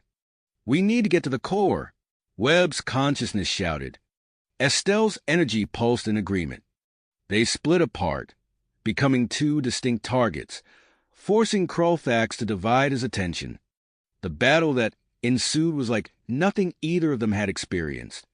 They launched attacks of pure energy, their forms shifting and adapting with each exchange. Krolthax countered with blasts of psionic force and swipes of his massive, clawed appendages. The ship itself seemed to join the fray, systems activating to aid its commander. Gravity shifted wildly, energy fields sprang into existence, and swarms of nanobots filled the air, seeking to disrupt Webb and Estelle's energy patterns. In the midst of the chaos, Webb and Estelle's consciousnesses reached out to each other, their bond growing stronger with each passing moment. They realized that their true strength lay not in individual action, but in perfect synchronization. With a shared thought, they merged once more, their combined form glowing with intensity that rivaled the ship's core. They moved as one, evading Krolthax's attacks with fluid grace while launching precisely coordinated counterstrikes. Krolthax roared in frustration, his multiple eyes widening in what might have been fear. The Voidborn commander began to spread his arms, tendrils of energy connecting him to the ship systems. "He's trying to merge with the ship." Webb's voice rang out in their shared mind. "We can't let that happen," Estelle responded. "We need to overload the core now." Their merged forms surged forward, pushing through the layers of defense Krolthax had erected. They reached the core just as the Voidborn commander began his merge, his consciousness spreading through the ship's systems. In that crucial moment, Webb and Estelle made a decision that would change them forever. They poured their combined energy into the core, their progenitor-enhanced powers, creating a surge that the Voidborn technology couldn't handle. The core's rhythm faltered, then began to accelerate wildly. Krolthax screamed, his partial merge trapping him in the failing systems. Energy arced across the chamber as the ship's power grid overloaded. Webb and Estelle's merged consciousness raced through the destabilizing systems, absorbing crucial data about Voidborn technology and biology. They could feel the ship breaking apart around them, knew they had mere seconds before total destruction. With a final push, they transmitted the stolen data to Zara's ship and phased through the disintegrating hull of the flagship. Behind them, a massive explosion lit up space, the shockwave rippling through the Voidborn fleet. As the light of the explosion faded, Webb and Estelle found themselves back on the moon's surface. But something was different. They tried to separate, to return to their individual forms, but found they couldn't. The intensity of their shared experience, the perfect synchronization they had achieved, had fused them into a single entity. The rest of the expedition team gathered around them, expressions of awe and concern on their faces. Dr. Zhao and Dr. Vlar immediately began scanning the merged Webb-Estelle entity, their enhanced minds already working on the problem of separation. What happened to them? Ensign Chen asked, her gravity-manipulating abilities unconsciously lifting her a few inches off the ground in her agitation. Before anyone could answer, Zara's voice cut through the air. "We have another situation," she announced, her hybrid form interfacing directly with her ship systems. "I'm detecting a new signal. It's a progenitor distress beacon." The team exchanged looks of surprise and uncertainty. They had won this battle, but it was clear their adventure was just the beginning. As the merged Webb-Estelle entity pulsed with newfound power and the distant stars beckoned, they knew that greater challenges, and perhaps even greater discoveries, lay ahead. As the merged Webb-Estelle entity pulsed with newfound power and the distant stars beckoned, they knew that greater challenges, and perhaps even greater discoveries, lay before them. The team's moment of triumph was short-lived as they quickly turned their attention to the immediate aftermath of the battle. Dr. Zhao and Dr. Vlar approached the glowing form of Webistel, their enhanced minds already processing the implications of this unprecedented merger. Fascinating, Dr. Zhao murmured, her eyes darting back and forth as she analyzed the readings on her modified tricorder. The energy patterns are unlike anything I've ever seen. Dr. Vlar nodded, his Vulcan composure barely masking his scientific curiosity. Indeed, it appears the intense synchronization during their infiltration of the Voidborn ship has resulted in a complete fusion of their energy forms. The merged entity pulsed, a mixture of confusion and wonder emanating from their shared consciousness.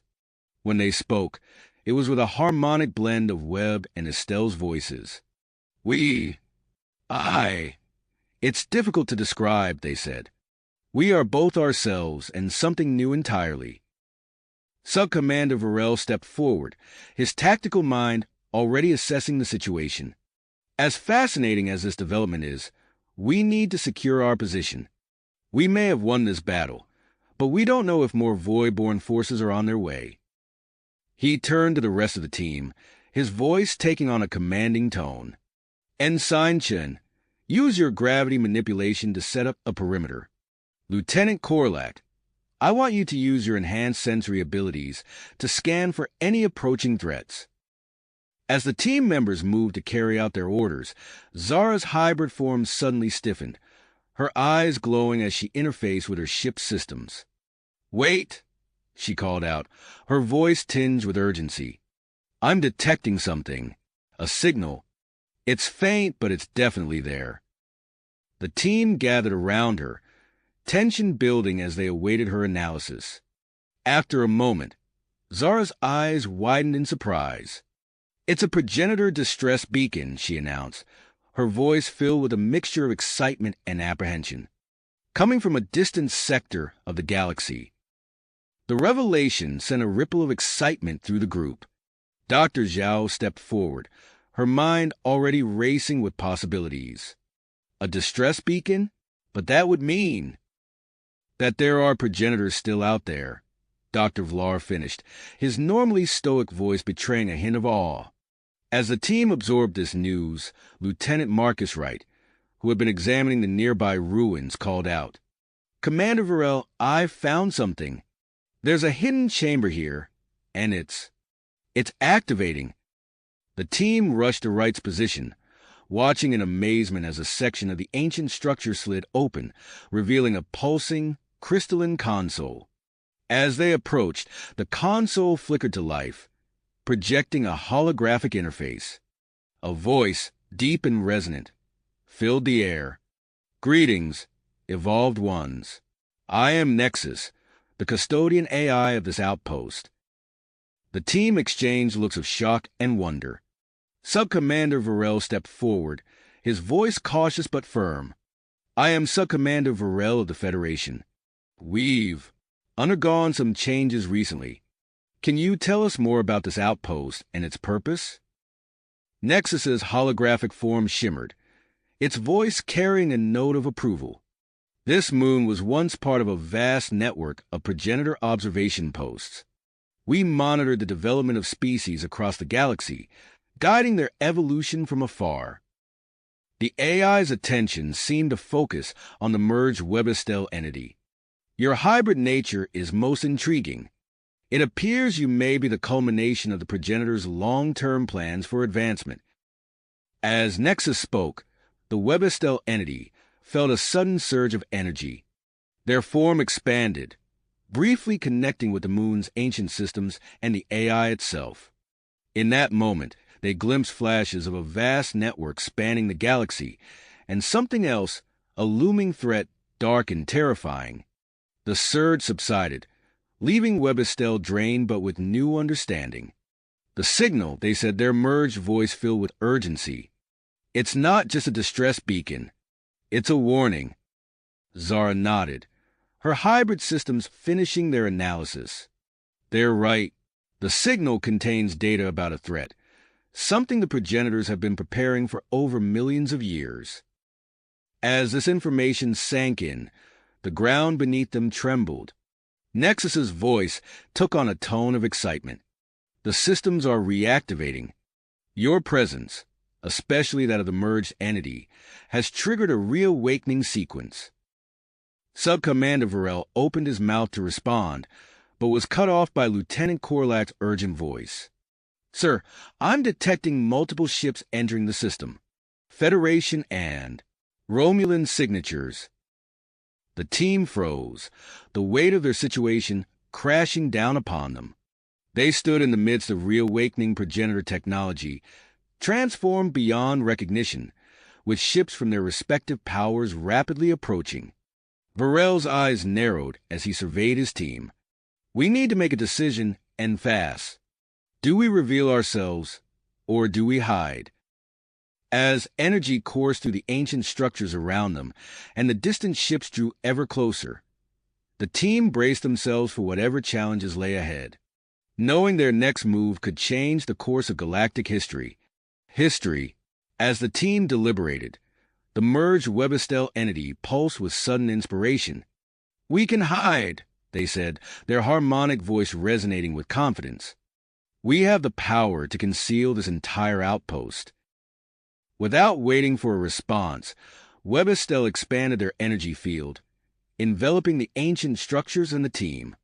The air shimmered around them as a localized cloaking effect took hold, rendering the progenitor technology invisible to incoming sensors. Sub-Commander Varel nodded approvingly.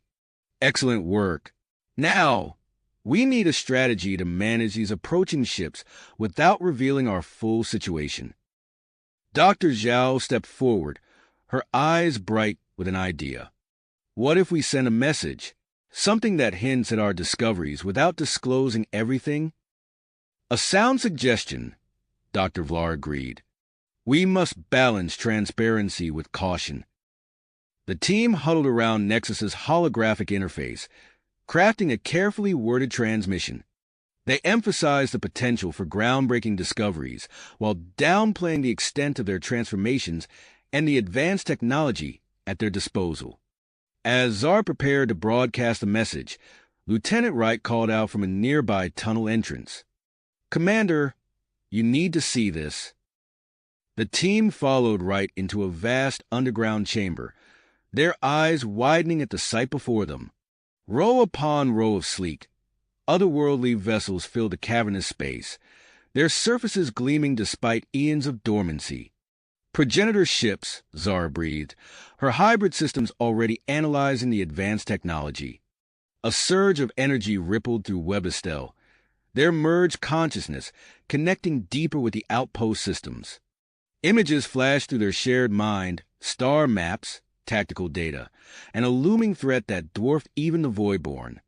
The Devourers, Webistel gasped, their form flickering with the intensity of the vision. An ancient enemy, consuming entire star systems. They're awakening.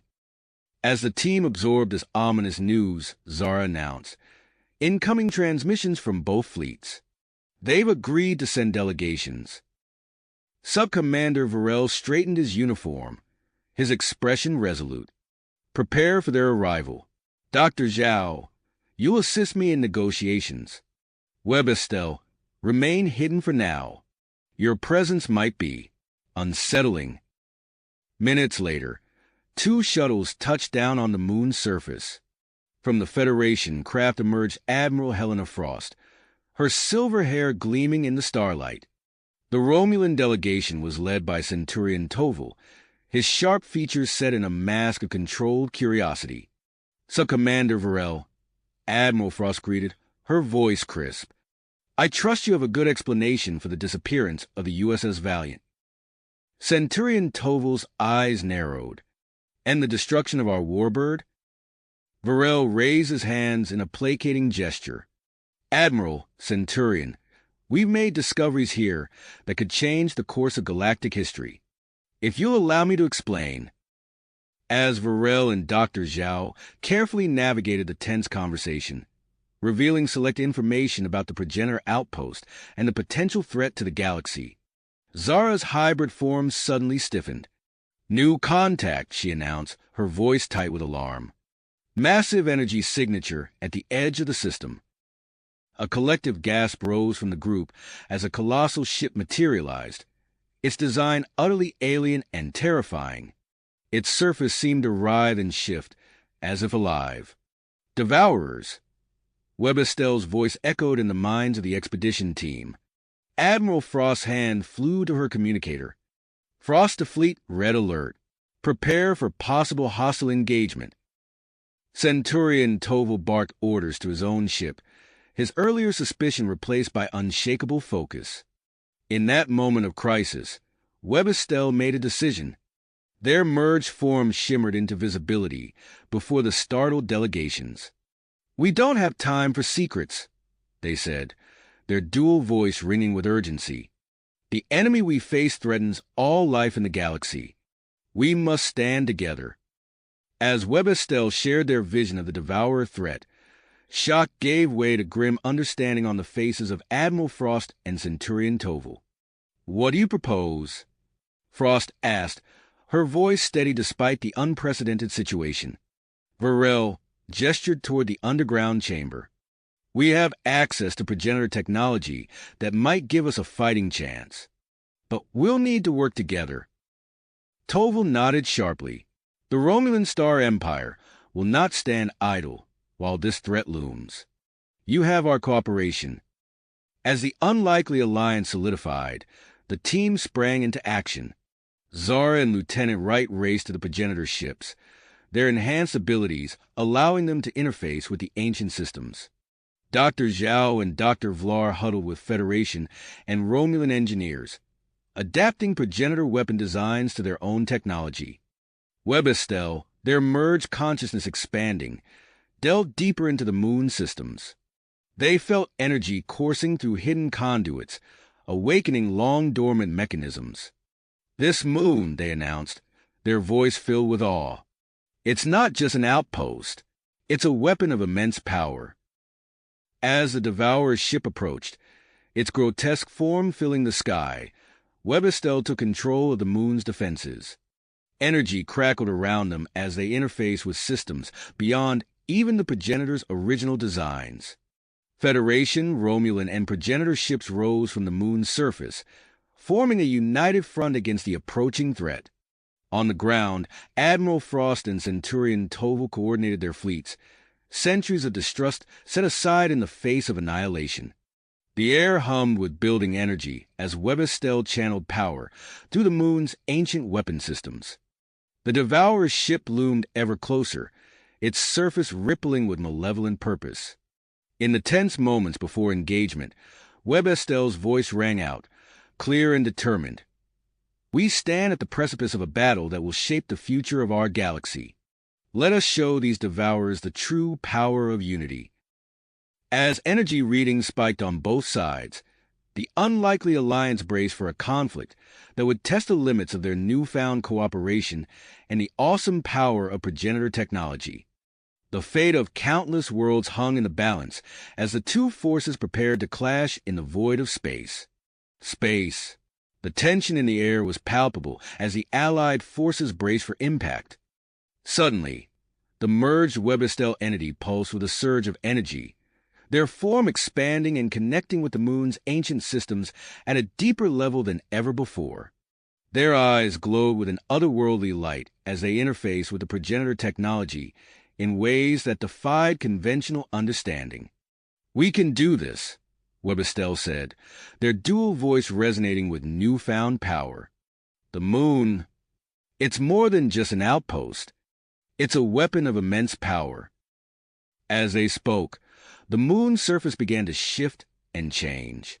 Massive plates of rock and dust slid away, revealing gleaming energy emitters and defense arrays that had lain dormant for millennia. The air crackled with building energy as Webb Estelle channeled power through the ancient weapon systems. Admiral Frost and Centurion Toval, still reeling from the revelation of Webb Estelle's merged form, quickly snapped into action. They began organizing their combined fleet into a defensive formation around the moon, their voices carrying over the comm channels with a mix of awe and perseverance. "All ships, form up on the moon's equator," Admiral Frost commanded.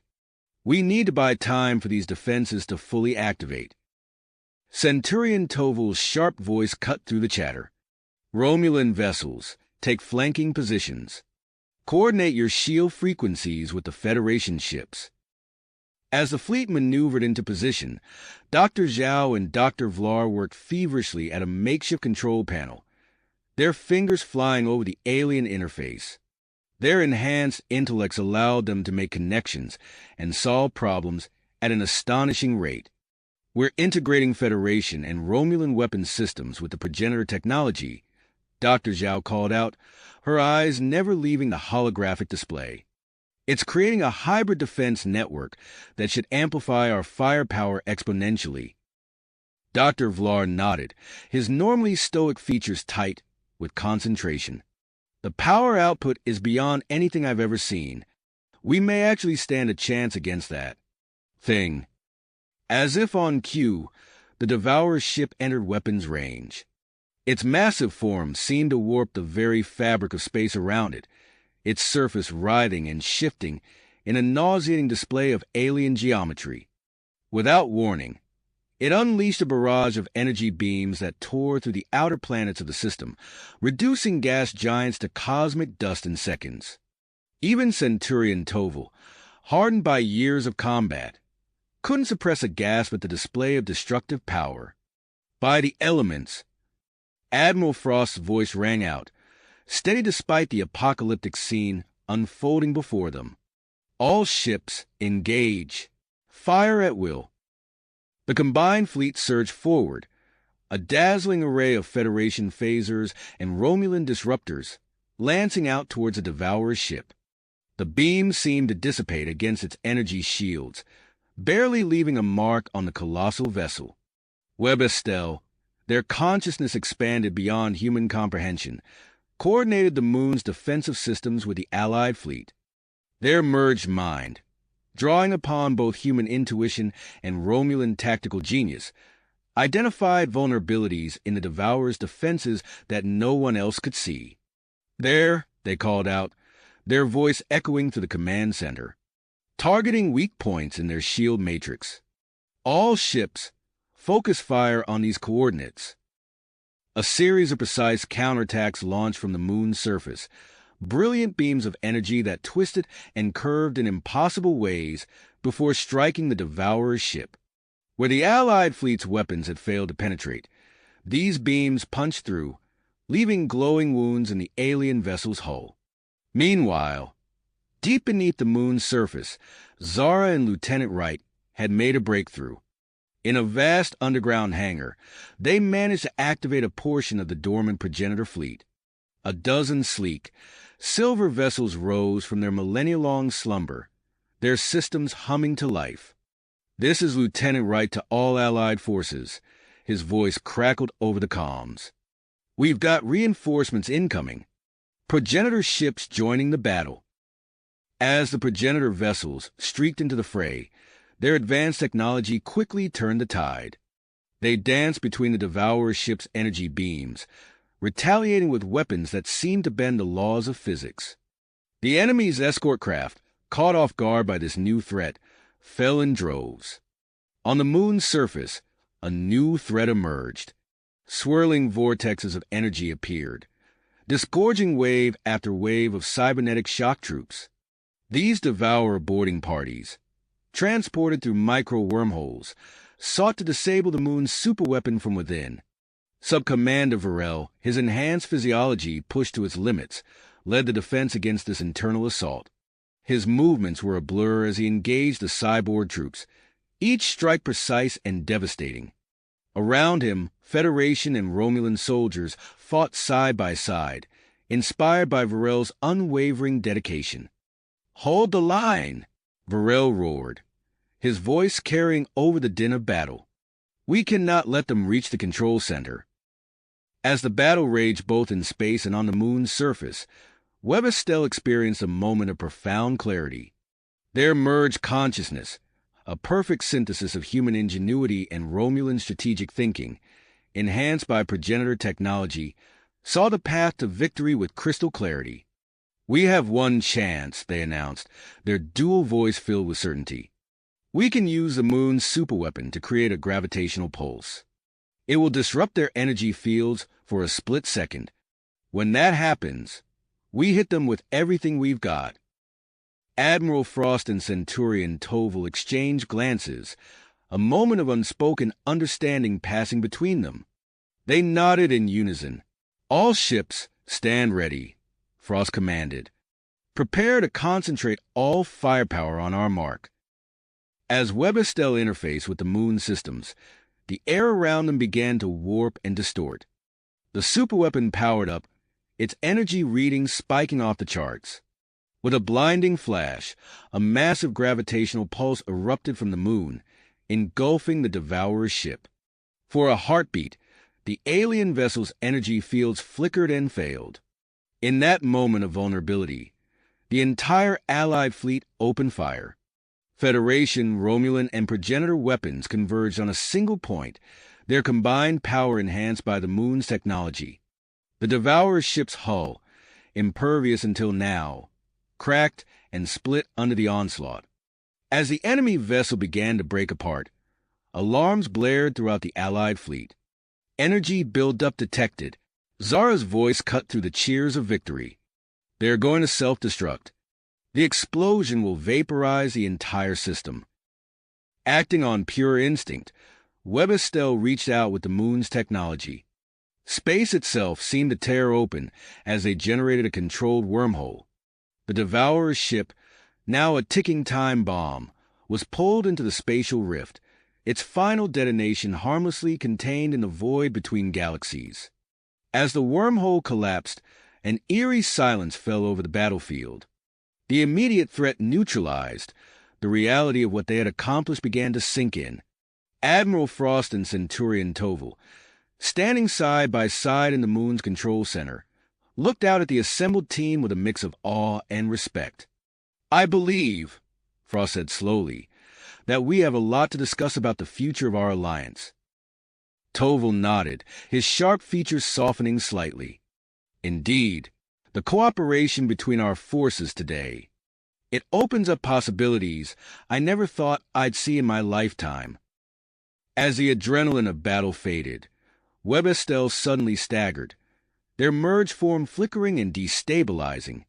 Dr. Zhao and Dr. Vlar rushed to their side, concern etched on their faces. The strain of interfacing with the moon systems, Dr. Zhao muttered, her enhanced mind already analyzing the problem. It's destabilizing their merged state. Dr. Vlar's hands moved swiftly over a nearby console. We need to make a decision quickly.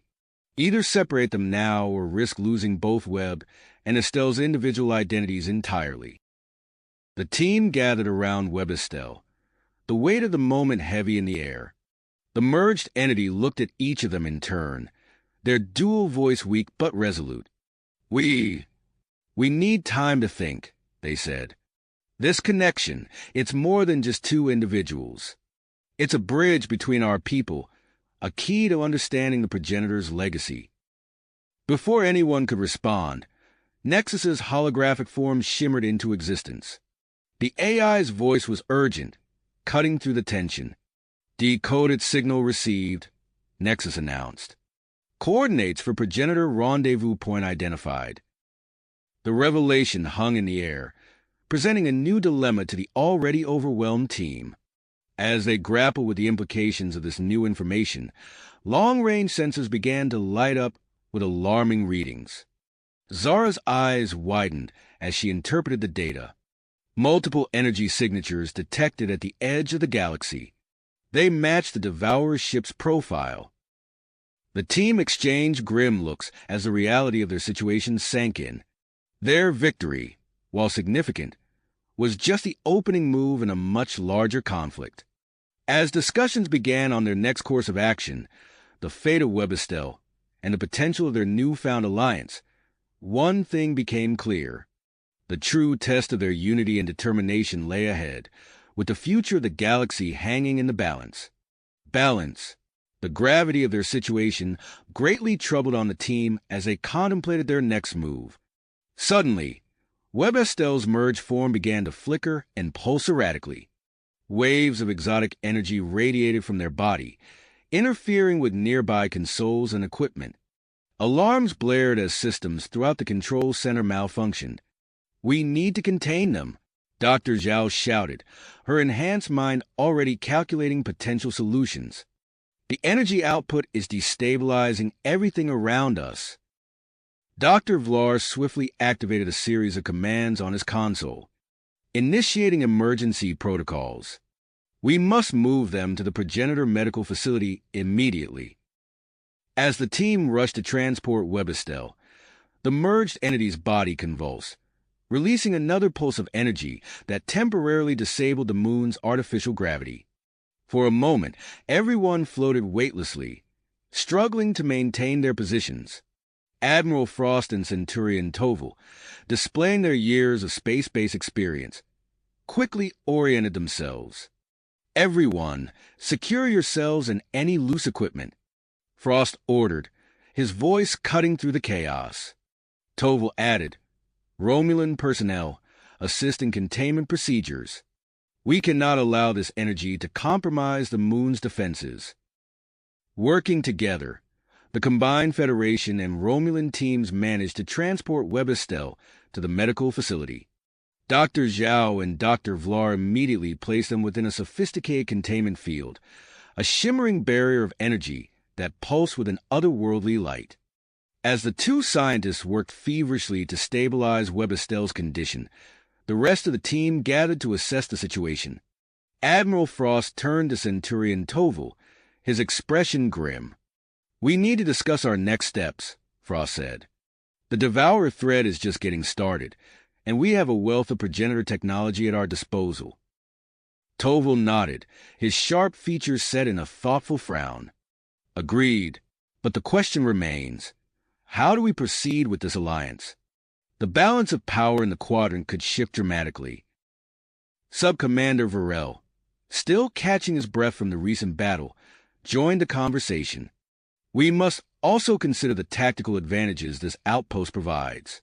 Its defensive capabilities are unparalleled." As the leaders debated, Zara and Lieutenant Wright continued their exploration of the underground progenitor hangar. The vast chamber hummed with dormant energy, rows of sleek silver vessels stretching into the distance. "Look at this," Zara called out, her voice filled with excitement. She stood before a massive sealed door, its surface covered in intricate, glowing patterns. "I think it's some kind of data storage facility." Wright approached, running his hand along the door's smooth surface. "If we can access it, who knows what kind of information we might find. It could be crucial for understanding the Devourers and how to stop them." As they searched for a way to open the door, Wright's fingers inadvertently triggered a hidden mechanism. The patterns on the door flared to life, and with a low rumble, it began to slide open. No," Zara called out, but it was too late. As the door opened fully, revealing a chamber filled with pulsing energy columns and holographic displays, a sudden force pulled them inside. The door slammed shut behind them, trapping them in the data core. Back in the medical facility, Dr. Zhao and Dr. Vlar made a startling discovery as they analyzed Webistel's readings. "This is incredible," Dr. Zhao murmured, her eyes wide as she studied the data. "The merger hasn't just combined their bodies. It's created an entirely new form of energy." Dr. Vlar nodded, his usually stoic expression betraying a hint of awe. "It appears to be resonating with the progenitor technology at a fundamental level. This could be the key to fully understanding and controlling these systems." As they continued their analysis, Webistel's body suddenly went rigid. Their eyes snapped open, glowing with an intense, otherworldly light. "The network," they gasped, their dual voice echoing strangely in the confined space. "We can see it. Feel it." Dr. Zhao leaned in, her voice gentle but urgent. "What do you see? What network?" Webistel's gaze seemed to look beyond the confines of the room, seeing something invisible to the others. Outposts. Weapons. A vast web spanning the galaxy, all connected, all waiting to be awakened. As Webestel spoke, the entire moon trembled. Deep within its core, ancient systems began to power up, responding to the merged entity's awakened connection. Alarms blared throughout the facility as Nexus's holographic form appeared before Admiral Frost and Centurion Toval. Warning, the AI announced, its voice urgent. Massive energy buildup detected in the moon's core. Primary systems are activating. A powerful subspace signal is being generated. Frost and Toval exchanged alarmed glances. Can you block the signal? Frost asked. Nexus shook its head. Negative. The signal is encoded with progenitor protocols beyond my capability to interfere with. Toval's expression hardened. If that signal reaches any nearby Devourer ships, we'll have a fight on our hands, Frost finished grimly. As the implications of their situation sank in, the team realized they were facing a multifaceted crisis. With Webestel's condition still unstable, Zara and Lieutenant Wright trapped in the mysterious data core, and the potential for Devourer reinforcements looming, they knew that their next decisions would be crucial.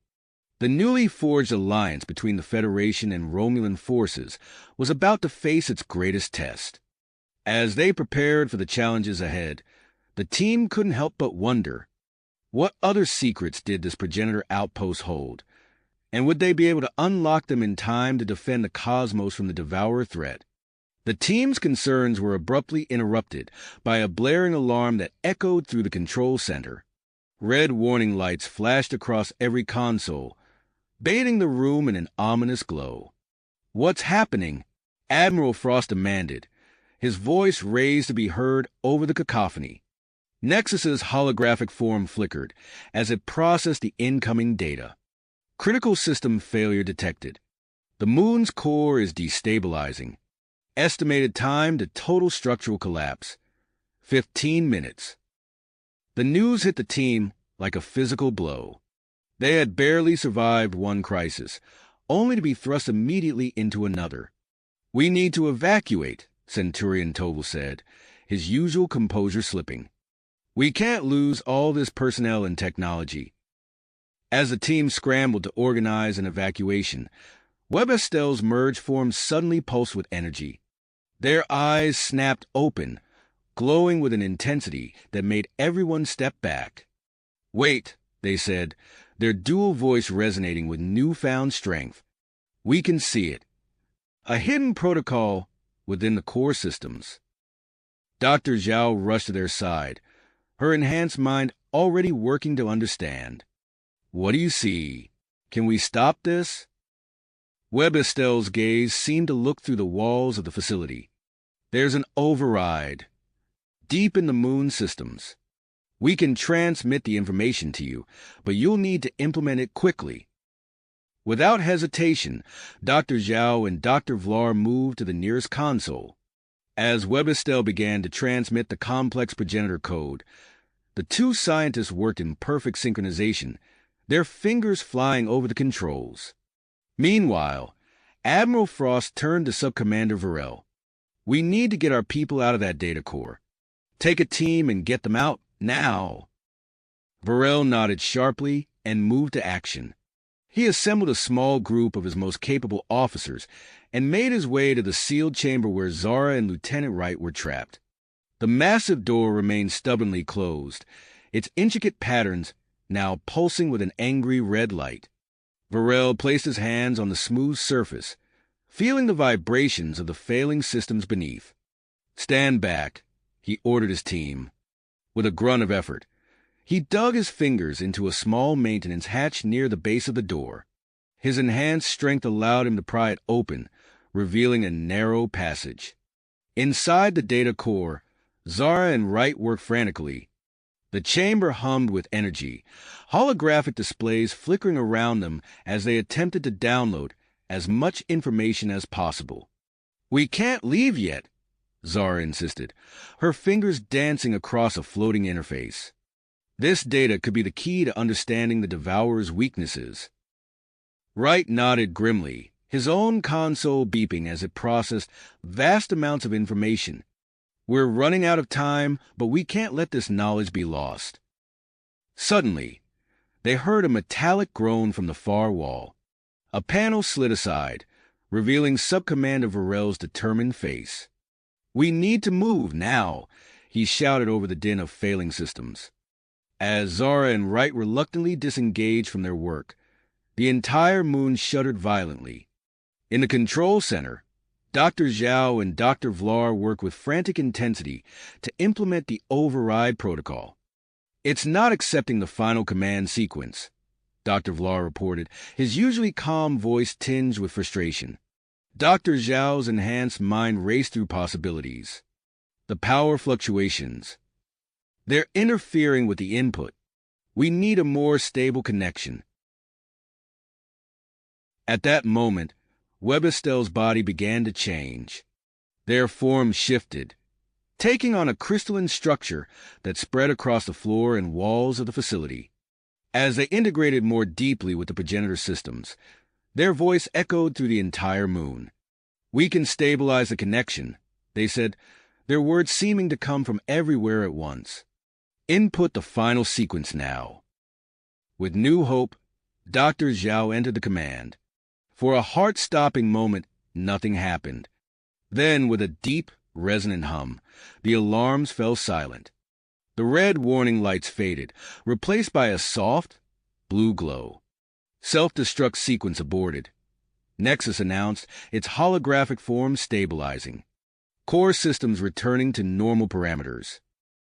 A collective sigh of relief swept through the control center, but it was short-lived. The sudden deactivation of the self-destruct mechanism caused a power surge that rippled through the moon systems. Gravity failed, plunging everyone into weightlessness. As the team struggled to reorient themselves, a new threat emerged. From hidden recesses throughout the facility, biomechanical forms began to emerge. Survivors from the destroyed Devourer ship, they moved with deadly purpose towards the moon's primary weapon controls. Sub-Commander Varel, still near the data core with Zara and Wright, was the first to encounter them. In the zero-gravity environment, the fight quickly turned chaotic. Varel's enhanced reflexes allowed him to dodge a swipe from a Devourer's blade-like appendage, countering with a well-placed kick that sent the creature spinning away. "Infiltrators in the facility," he shouted into his communicator, grappling with another Devourer as he spoke. "They're after the weapon systems." As the battle spread throughout the moon, Webestel made a decision that would change everything. Their crystalline form pulsed with energy as they fully embraced their connection to the progenitor systems. "We can control it all," they announced, their voice resonating through the entire structure. "But we must become one with the facility." Before anyone could react, Webestel's transformation accelerated. Their crystalline structures spread rapidly, integrating with every system of the moon. The entire facility began to change, its surface shifting to reveal massive energy cannons and shield generators. In space, Admiral Frost and Centurion Toval watched in awe as the moon metamorphosed before their eyes. But there was no time for wonder. Long-range sensors lit up with multiple Devourer signatures approaching rapidly. "All ships, battle stations," Frost commanded, his voice steady despite the chaos. "Prepare to engage the enemy." As the Allied fleet moved into defensive positions, the transformed moon activated its systems. A powerful shield enveloped the entire structure, just as the first wave of Devourer ships arrived. The space around the moon erupted into a furious battle. Progenitor ships, piloted by skilled Federation and Romulan crews, darted between the lumbering Devourer vessels, their advanced weapons tearing through enemy shields. Inside the facility, Sub-Commander Varel and his team finally gained the upper hand against the Devourer infiltrators. With the immediate threat neutralized, they rushed to support Webestel's efforts to control the moon's defenses. As the battle raged, Webestel made a startling discovery through their connection to the progenitor network. Faint signals from other outposts scattered across the galaxy indicated that some might still be active. "There are others," Webb Estelle's voice echoed through the facility. "We are not alone in this fight." The revelation sent a surge of hope to the Allied forces. But as the conflict intensified, with both sides suffering heavy losses, they knew the war was far from finished. The hope of the universe hung in the balance, and the true test of their newfound alliance was just beginning. The battle raged on, the Allied forces holding their ground against the relentless Devourer assault. But as the conflict intensified, the strain on the moon's systems became increasingly apparent. Webb Estelle, now fully integrated with the progenitor technology, fought an internal battle as they struggled to maintain control over the facility's defenses. Their crystalline form pulsed with energy, spreading further throughout the moon's structure. Glowing, pulsating veins connected all critical systems, creating a mesmerizing network that both awed and concerned the Federation and Romulan personnel. In the heart of the facility, Dr. Zhao and Dr. Vlar worked tirelessly, their enhanced minds processing vast amounts of data as they sought a solution to the growing space-time distortions. Sweat beaded on their foreheads as they pored over holographic displays, fingers flying across control panels. "The wormhole network is becoming increasingly unstable," Dr. Vlar reported, his usually calm voice tinged with urgency. "If we don't find a way to stabilize it soon, we'll lose our supply lines." Dr. Zhao nodded grimly, her eyes never leaving the complex equations floating before her. Suddenly, she gasped, her hand shooting out to grab Vlar's arm. "Look at this," she said, highlighting a section of the data. "If we use the moon's energy output to create localized subspace fields..." Vlar's eyes widened as he grasped the implications. "We could isolate the wormholes from the space-time fluctuations." Brilliant! Without wasting a moment, they set to work implementing their solution. As the subspace fields took effect, the wormhole network stabilized, ensuring the continued flow of supplies and reinforcements. Meanwhile, Subcommander Varel led a team through the moon's winding corridors, their footsteps echoing in the eerie silence between distant explosions. They reached a sealed door, its surface covered in intricate progenitor symbols. "This is it," Varel said, his hand hovering over the control panel. "The secondary defense platforms." As he activated the system, the entire moon shuddered. Outside, massive silos hidden beneath the surface began to open, revealing a series of powerful defense platforms. They rose into position, adding their firepower to the moon's arsenal just as a coordinated Devourer assault struck the northern hemisphere. Aboard the lead Federation ship, Admiral Frost watched the battle unfold with steely purpose. The additional firepower from the moon's new defenses had given them an edge, but the Devourers kept coming. "We need to strike at their heart," she muttered, studying the enemy formation. Her eyes locked onto a massive ship at the center of the Devourer fleet. "There, that's their command ship." She turned to her tactical officer. "Order the progenitor ships to form a wedge. We're going to punch through their lines." As the Allied fleet executed the daring maneuver, a new signal appeared on their long-range sensors. A sleek, advanced vessel dropped out of warp at the edge of the system, its design unlike anything they had ever seen. "This is Captain Lyra of the Starweaver," a calm, authoritative voice came over the comm. "We're here to assist." Frost's eyebrows rose in surprise. "Captain Lyra, your assistance is appreciated, but who exactly are you?" "We're part of the Galactic Concord," Lyra replied. "We've been monitoring the Devourer threat for centuries. And now, we're here to help turn the tide." As the Starweaver joined the battle, its advanced weaponry tearing through Devourer ships with ease, Captain Lyra transmitted vital intelligence on enemy weak points and tactics. Armed with this new information, Frost and Toval refined their battle plans, targeting the Devourer fleet with unprecedented precision. Back inside the moon, Webb Estelle's merged consciousness roiled with conflicting memories and emotions. flashes of their individual lives mixed with fragments of ancient progenitor knowledge, threatening to overwhelm them. Dr. Zhao and Dr. Vlar, alerted to the situation by the fluctuating energy readings, realized the gravity of the situation. If Webestel loses control, we lose our strongest defense, Dr. Zhao said, her mind racing through possibilities.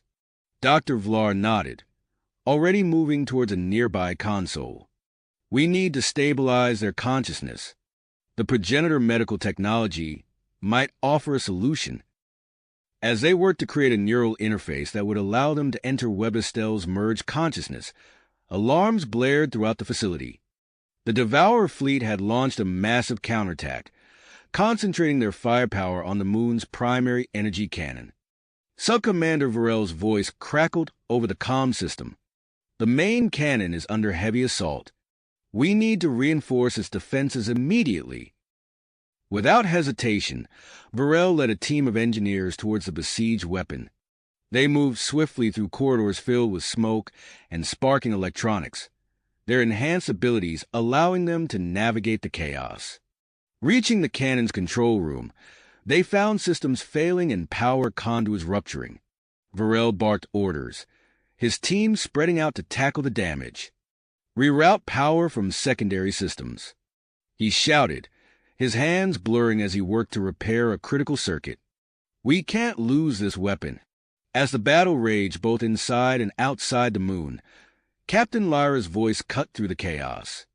Admiral Frost, Centurion Toval, we've detected a massive Devourer armada approaching from a nearby sector. It's several times larger than the current enemy fleet. The news hit like a physical blow. Frost and Toval exchanged grim looks, both aware of the impossible choice before them. If we stay and fight, we risk being caught between two Devourer forces, Toval said, his voice low.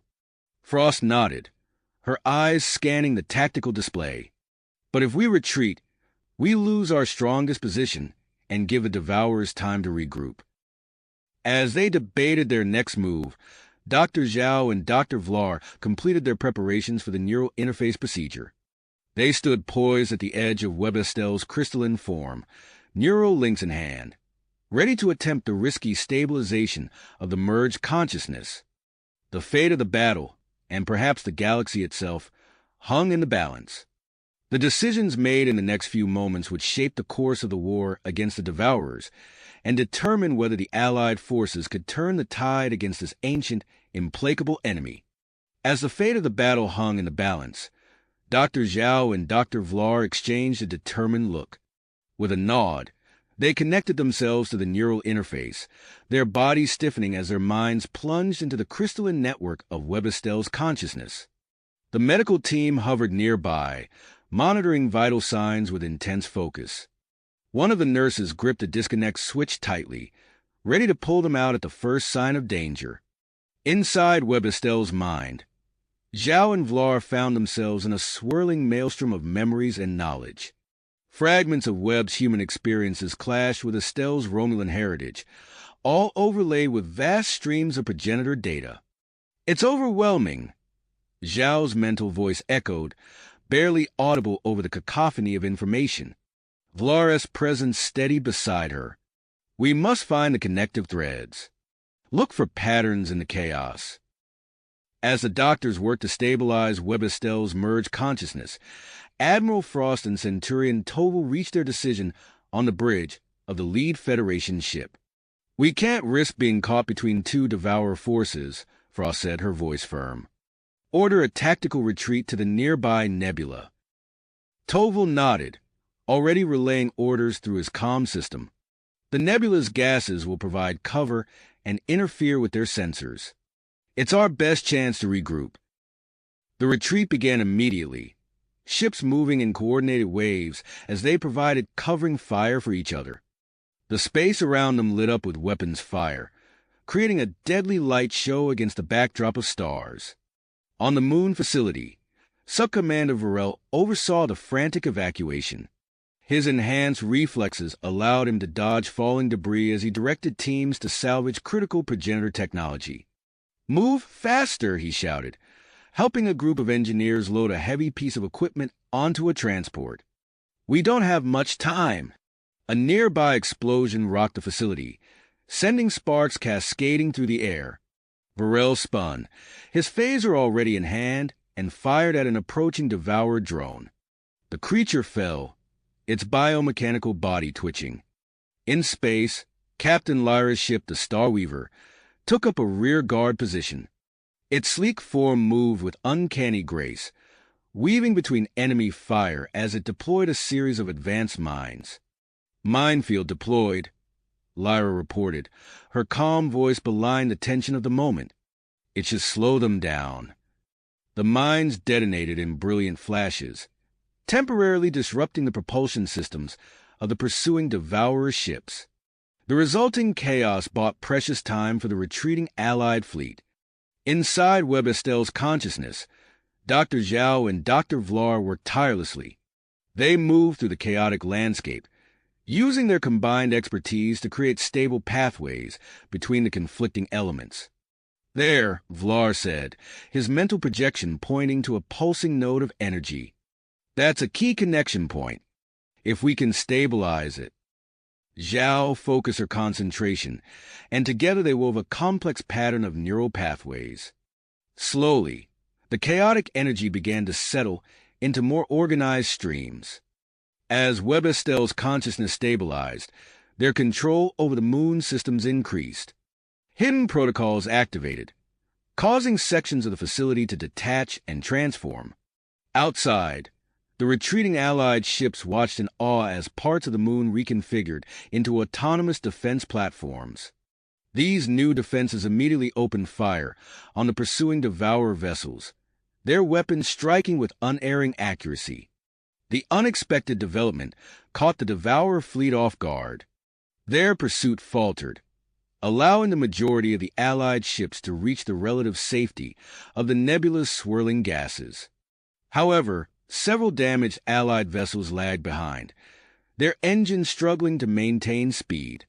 Webb Estelle, now with greater control, directed the defense platforms to form a protective screen around these vulnerable ships. As the last Allied ship entered the nebula, Webb Estelle made a fateful decision. They initiated the moon facility's self-destruct sequence, determined to deny its technology to the enemy. The facility began to break apart, releasing massive bursts of energy. These energy waves tore through nearby Devourer ships, vaporizing some and crippling others. A massive shockwave rippled out from the destruction, temporarily obscuring sensors across the system. The Allied fleet, now regrouped within the nebula, used this cover to begin emergency repairs. On the Starweaver's bridge, Admiral Frost, Centurion Toval, and Captain Lyra convened an emergency meeting. Holograms flickered to life, showing damage reports and tactical projections. "We've bought ourselves some time," Frost said, her eyes scanning the data. "But the Devourer Armada is still coming. We need a plan." As they debated strategy, the neural interface procedure reached its climax. Dr. Zhao and Dr. Vlar, their minds stretched to the limit, finally achieved a stable framework within Webb Estelle's consciousness. Just as they prepared to disconnect, a surge of information flooded their minds. Coordinates flashed before them, the locations of other active progenitor outposts scattered across the galaxy. The doctor's eyes snapped open as they were disconnected from the interface. They gasped, their bodies shaking from the mental strain. "We did it," Zhao said weakly, her voice hoarse. "Webb Estelle is stable, and we have the coordinates." Nearby, Webb Estelle's crystalline form began to shift. It slowly coalesced into a more humanoid shape, the process halting and uncertain. The merged entities struggled to maintain cohesion outside of the moon systems. "Quick," Vlar ordered. "Get them to the prepared chamber on the evacuation ship." As medical teams rushed to stabilize Webb Estelle's new form, the Allied fleet regrouped within the nebula's protective gases. The destruction of the moon facility had bought them time, but the approaching Devourer Armada loomed large in everyone's minds. The information about other progenitor outposts offered a potential advantage, but reaching them would mean a perilous journey through Devourer-controlled space. As the fleet's leaders considered their options, tensions between the Federation and Romulan contingents began to simmer. Old rivalries threatened to resurface, challenging the unity forged in battle. Admiral Frost and Centurion Toval exchanged concerned glances, aware that maintaining their alliance would be crucial in the fights to come. As they prepared for their next move, long-range sensors detected unusual energy signatures at the system's edge. These readings matched neither devourer nor progenitor patterns, hinting at the arrival of an unknown player in the conflict. The Allied fleet hung in the swirling gases of the nebula, battered but unbroken. As repairs continued and plans were made, all eyes turned to the strange energy signatures. Whatever came next, they knew the war against the Devourers had entered a new and unpredictable phase. The strange energy signatures at the system's edge coalesced into a fleet of sleek, biomechanical ships. Their arrival sent ripples of tension through the Allied forces, already on edge from their recent retreat. Admiral Frost leaned forward in her command chair, eyes narrowing as she studied the tactical display. "What are we dealing with here, Captain Lyra?" Lyra's fingers danced across her console, analyzing the incoming data. "They're unlike anything we've encountered before, Admiral. Biomechanical construction, highly advanced, but they're not Devourer tech." As the Allied leadership grappled with this new development, activity surged within the medical bay of the evacuation ship. Webestell's crystalline form began to pulse with energy, each wave interacting with nearby progenitor systems. Dormant consoles flickered to life, and operational ones suddenly displayed enhanced capabilities. Dr. Zhao's eyes widened as she monitored the readings. "Vlar, are you seeing this?" The Vulcan scientist nodded, his usual stoic expression betraying a hint of excitement. "Fascinating. It appears the merger has unlocked latent abilities within Webestell. They're interfacing directly with progenitor technology on a level we've never seen before." Back on the bridge, a comm channel crackled to life. A face appeared on the main view screen, distinctly alien, with metallic implants seamlessly integrated into organic features. "Greetings, Allied forces of the Federation and Romulan Empire. I am Primus X9, leader of the Synth Collective. We have been observing your conflict with the Devourers and wish to offer our assistance." Admiral Frost and Centurion Toval exchanged glances, years of ingrained suspicion warring with the desperate need for allies. "Your offer is appreciated, Primus X9, Frost replied carefully. "But I'm sure you understand our need for caution. What exactly are your intentions here?" As the tense negotiations began, Webestell's avatar suddenly materialized on the bridge. The holographic form shimmered, features blending human and Romulan characteristics in a striking fusion. "Admiral Centurion," the merged entity spoke, its voice a harmonious blend of Webb and Estelle's. "I have access progenitor records regarding the synths. They were known to our creators, a potential ally against the Devourer threat." This revelation shifted the tone of the discussions. With Webestell providing historical context, Admiral Frost and Centurion Toval found common ground with Primus X9. The synth's advanced technology could provide a crucial edge in the coming battle. As the negotiations progressed, alarms blared throughout the fleet. The Devourer Armada had begun its advance on the nebula. Subcommander Varel's voice cut through the chaos. "Admiral, our repairs are only at 60%. We're not ready for another full engagement." Frost's mind raced, weighing options. "We need more time. Dr. Zhao, what's the status on Webestell's new abilities?" The scientist's voice crackled over the comm. "They're stabilizing, Admiral. We've discovered something incredible. Webestell can interface with distant progenitor systems. We might be able to activate other outposts remotely." A plan began to form. Frost turned to Primus X9's image on the monitor. "If we're to be allies, we need to act now. We have intelligence on a nearby progenitor outpost. Can you provide a cloaked vessel for a covert mission? The synth leader nodded. It shall be done. Within minutes, a strike team was assembled. Sub-Commander Varel took command, with Dr. Zhao joining to monitor Webistel's connection to the outpost. As they boarded the synth vessel, its organic-looking hull seeming to ripple around them, Varel felt a mix of anticipation and unease. The ship slipped away from the nebula, its advanced cloaking technology rendering it invisible to the approaching Devourer forces. As they accelerated towards their target system, Dr. Zhao worked to establish a stable connection between Webistel and the ship's unfamiliar systems. Back in the nebula, the Allied fleet moved into defensive positions. Webistel, now stationed aboard the Starweaver, began coordinating ship movements with unprecedented speed and precision. Their crystalline form pulsed with energy, tendrils of light extending into the ship's systems. As the first wave of Devourer ships entered the nebula, chaos erupted.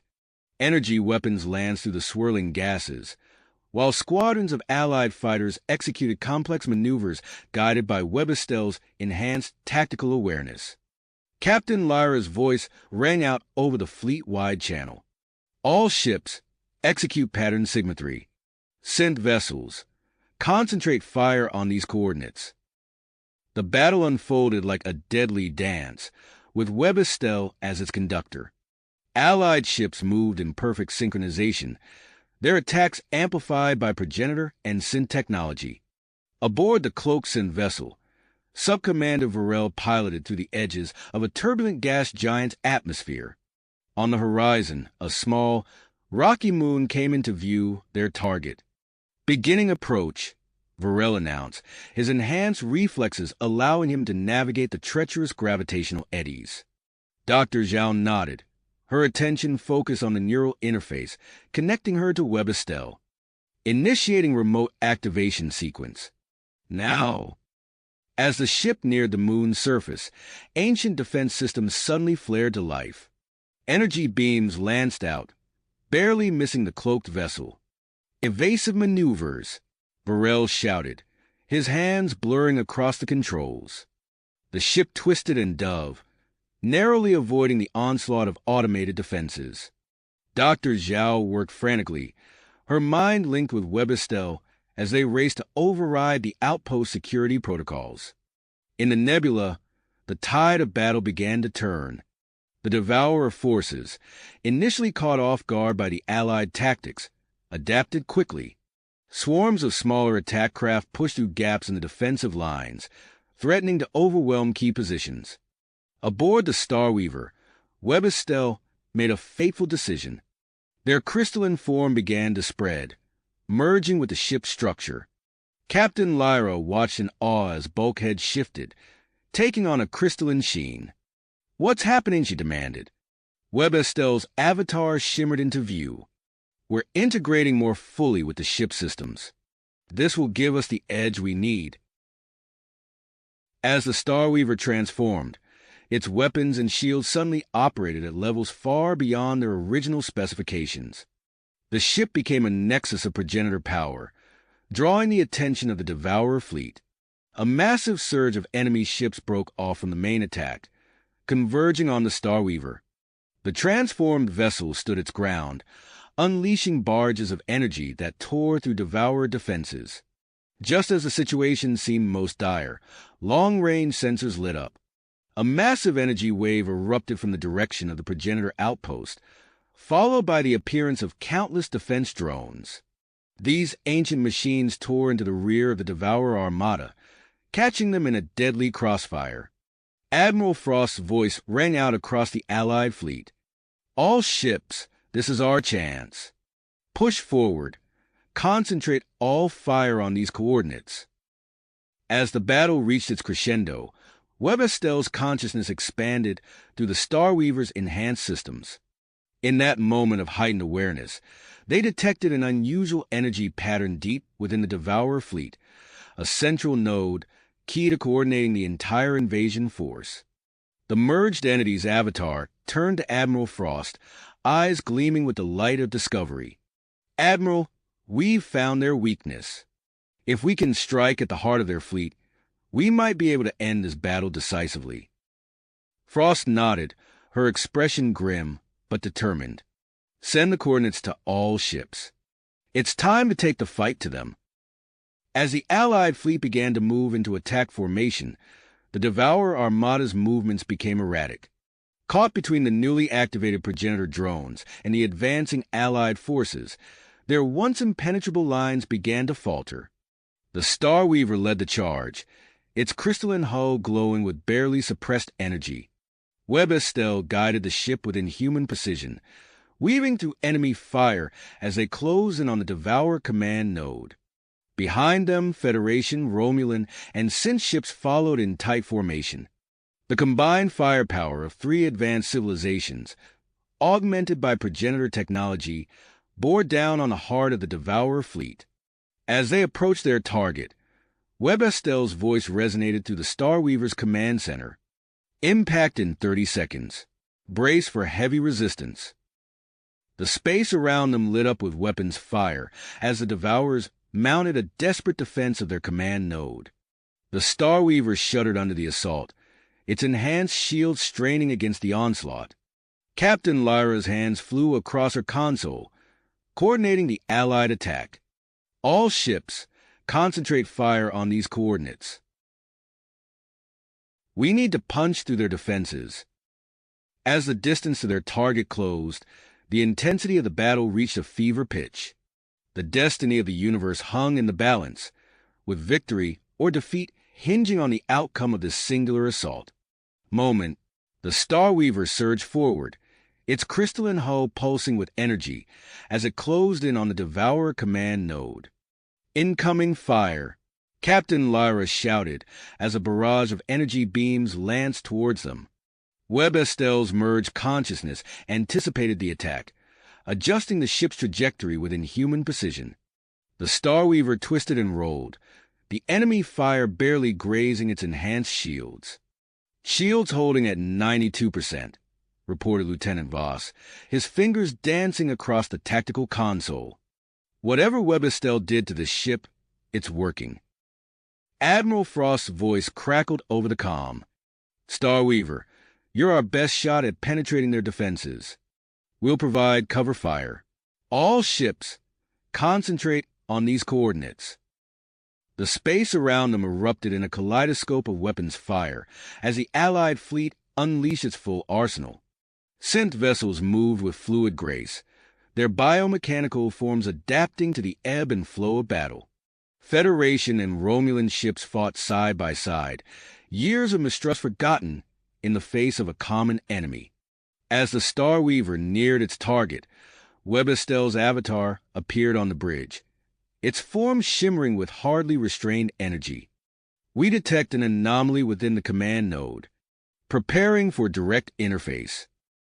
The ship shuddered as it made contact with the Devourer vessel. Crystalline tendrils extended from the Starweaver's hull, burrowing into the enemy ship structure. Webb Estelle's eyes glowed as they connected to the node systems. "Captain," they said, voice resonating with a mixture of awe and urgency, "there's a progenitor trapped within. They're using its neural patterns to coordinate the invasion." Captain Lyra's eyes widened. "Can we extract them?" Webb Estelle nodded, their form already starting to extend towards a Devourer ship. "Beginning extraction process now." As the merged entity worked to free the captive progenitor, alarms blared across the bridge. Lieutenant Voss shouted, "Energy spike detected. The node's power core is going critical." Webb Estelle's avatar flickered, their expression one of unyielding commitment. "We will contain the energy. Continue the extraction." The bridge crew watched in amazement as Webb Estelle's crystalline form expanded, enveloping more of the ship systems. Energy crackled across the hull as they absorbed the building power from the Devourer node. Suddenly, a new presence materialized on the bridge, a tall, ethereal being with skin like polished silver. The freed progenitor Aeon, took in the scene with ancient eyes. "Your actions saved me," Aeon said, his voice resonating with power. "Allow me to assist." Aeon raised his hands, streams of energy flowing from his fingertips to merge with Webestell's form. The ship system stabilized, the volatile energy now held in check by their combined efforts. Captain Lyra turned to her tactical officer. "Status of the Devourer fleet?" Voss analyzed his readings, a smile breaking across his face. "They're in disarray, Captain. Whatever Webestell and Aeon did, it's disrupted their entire command structure." Admiral Frost's voice rang out across the fleet-wide channel. "All ships, this is our chance. Push forward and engage at will. Let's end this." The Allied fleet surged forward, tearing into the disorganized Devourer forces. Synth vessels darted between larger ships, their advanced weapons carving through enemy hulls. Federation phasers and Romulan disruptors found their marks with deadly accuracy. Aboard a Romulan warbird, Centurion Toval assembled a strike team. "Prepare for transport," he ordered, checking the charge on his disruptor. "We're going to board that Devourer command ship and take what we can." As the battle raged around them, the Starweaver held position, Webestell and Aeon working in concert to maintain stability. Captain Lyra coordinated with the fleet, directing fire and managing the complex dance of ships. A new signal caught her attention, a synth vessel returning from the progenitor outpost. "Captain," Lieutenant Voss reported, "Subcommander Varel's team is requesting immediate docking. They have a passenger." The docking bay doors opened, admitting the sleek synth craft. Subcommander Varel emerged, supporting a figure that made the entire bridge crew gasp. A progenitor, her silver skin gleaming under the ship's lights, stepped onto the Starweaver. "I am Zephyra," she announced, her gaze sweeping the bridge. "I understand you have need of my expertise." Dr. Zhao and Dr. Vlar rushed to meet her, already discussing the complexities of Webestell's condition. Zephyra listened intently, her ancient knowledge processing the unique situation. "We must act quickly," she said, moving towards Webestell's pulsing form. "The energy they've absorbed is highly unstable. With Aeon's help, we may be able to separate them while preserving their enhanced abilities." As the scientists began their work, Admiral Frost's voice came through once more. "Starweaver, status report. The Devourer fleet is on the run, but we need to press our advantage." Captain Lyra looked to Zephyra, who nodded reassuringly. "Go," the progenitor said. "We will handle things here. Your ship is needed in the battle." With a command from Lyra, the Starweaver disengaged from the Devourer node and rejoined the fray. The crystalline ship moved with unparalleled grace, its weapon systems now a perfect fusion of Federation, Romulan, and progenitor technology. As they pursued the retreating Devourer forces, Lyra couldn't help but wonder about the future. The revelation of a vast progenitor network hidden throughout the galaxy promised both incredible opportunities and daunting challenges. For now, though, her focus remained on the battle at hand. The Devourer threat was not yet eliminated, and the fate of Webestell hung in the balance. As the Starweaver unleashed another barrage of energy at a fleeing enemy vessel, Lyra steeled herself for whatever might come next. As the Starweaver unleashed another barrage of energy at a fleeing enemy vessel, the bridge erupted into cheers. The Devourer threat was on the verge of defeat, their once mighty armada now scattered and in disarray. "All ships, cease fire," Admiral Frost's voice rang out across the comm channels. "The enemy is in full retreat. Well done, everyone."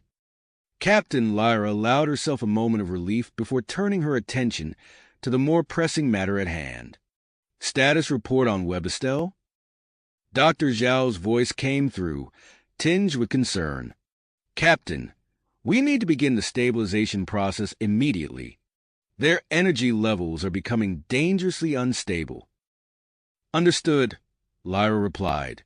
"Prepare the medical bay for emergency procedures." We're on our way. As the Starweaver maneuvered back towards the Allied fleet, the ship's corridors bustled with activity. Medical teams rushed to prepare specialized equipment, their movements precise and urgent. In the medical bay, Dr. Zhao and Dr. Vlar worked in tandem, setting up a containment chamber unlike anything seen before on a Federation vessel.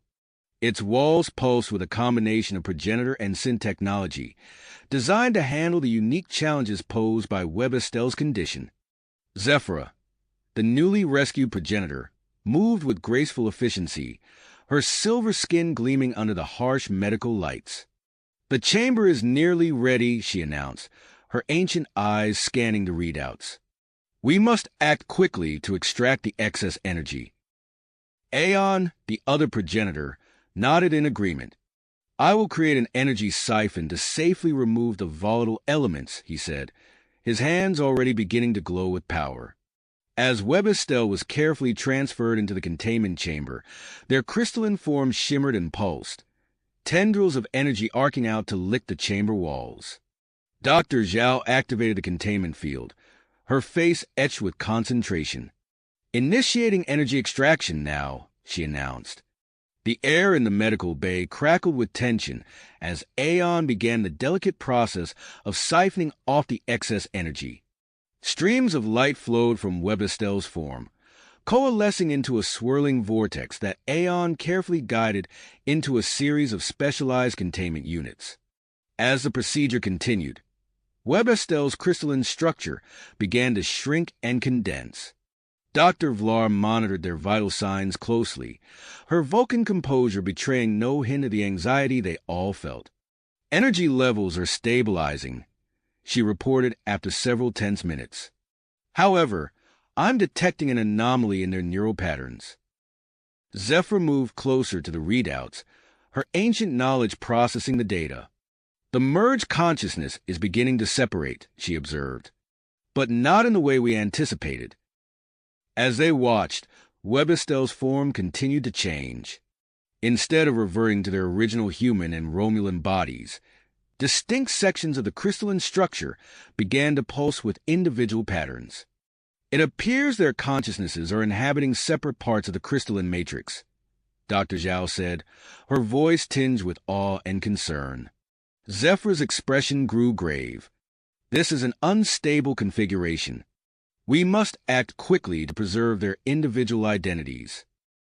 She turned to the others, her eyes glowing with dedication. "There may be a solution. In my time, we developed a device called the Essence Transcriber. It allows for the transfer of consciousness into new biological vessels." Dr. Vlar raised an eyebrow. "You propose to transfer Web and Estelle's minds into new bodies?" Zephyra nodded.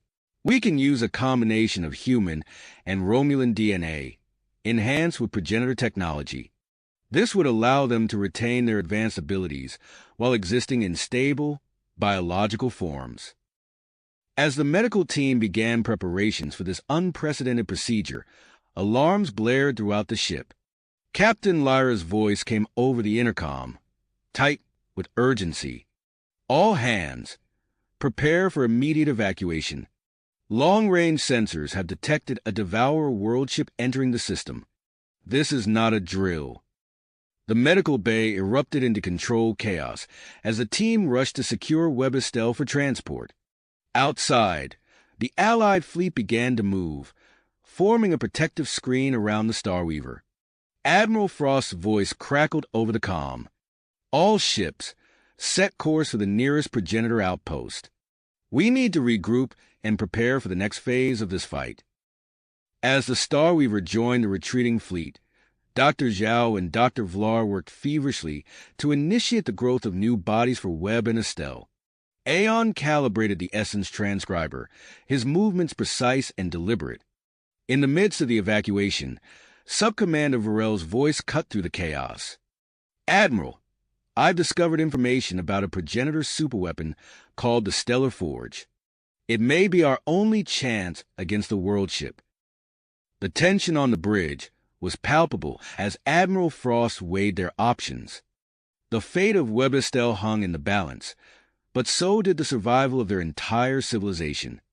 As the Allied fleet raced towards the safety of the progenitor outpost, the massive form of the Devourer worldship loomed in the distance, a grim reminder of the challenges that lay ahead.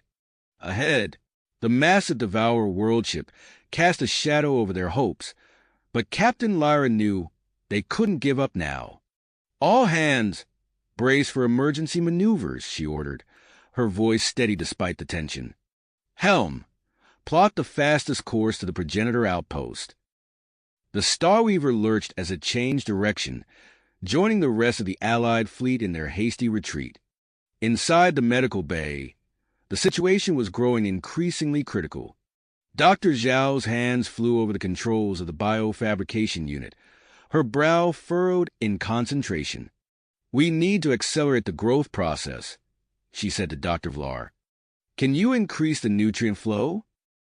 The Vulcan doctor nodded, making precise adjustments to the system. "Cellular replication rate is now at 200% of standard. We must monitor for potential instabilities." Nearby, Aeon and Zephyr worked in perfect synchronization, their ancient knowledge guiding them as they prepared the Essence Transcriber. The device hummed with power, creating a shimmering field of energy around Webestell's crystalline form. "The transfer conduits are aligned," Aeon announced, his silver skin glowing with an inner light. "We must begin the process immediately." Zephyr placed her hands on the transcriber, channeling her own energy into the device. "Initiating consciousness separation," she said, her voice resonating with power.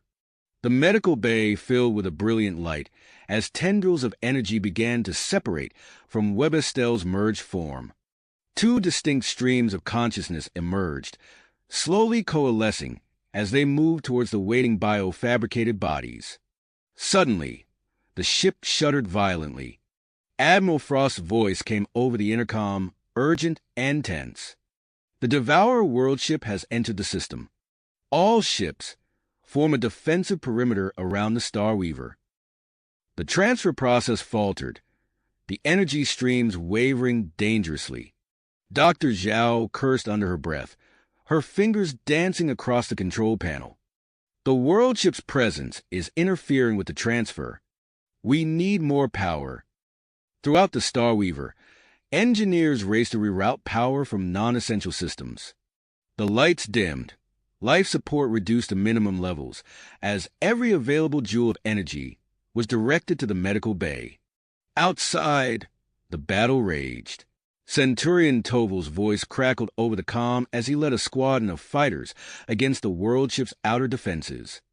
"We'll buy you as much time as we can," he growled, his ship darting between massive energy beams. "Just get it done."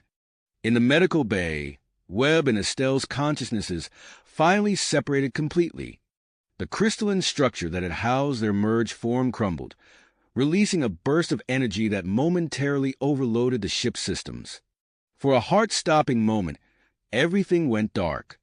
Then, with a low hum, the systems came back online.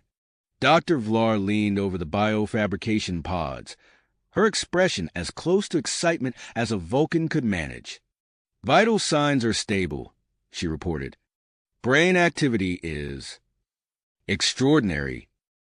The pods hissed open, revealing two figures. One male, one female.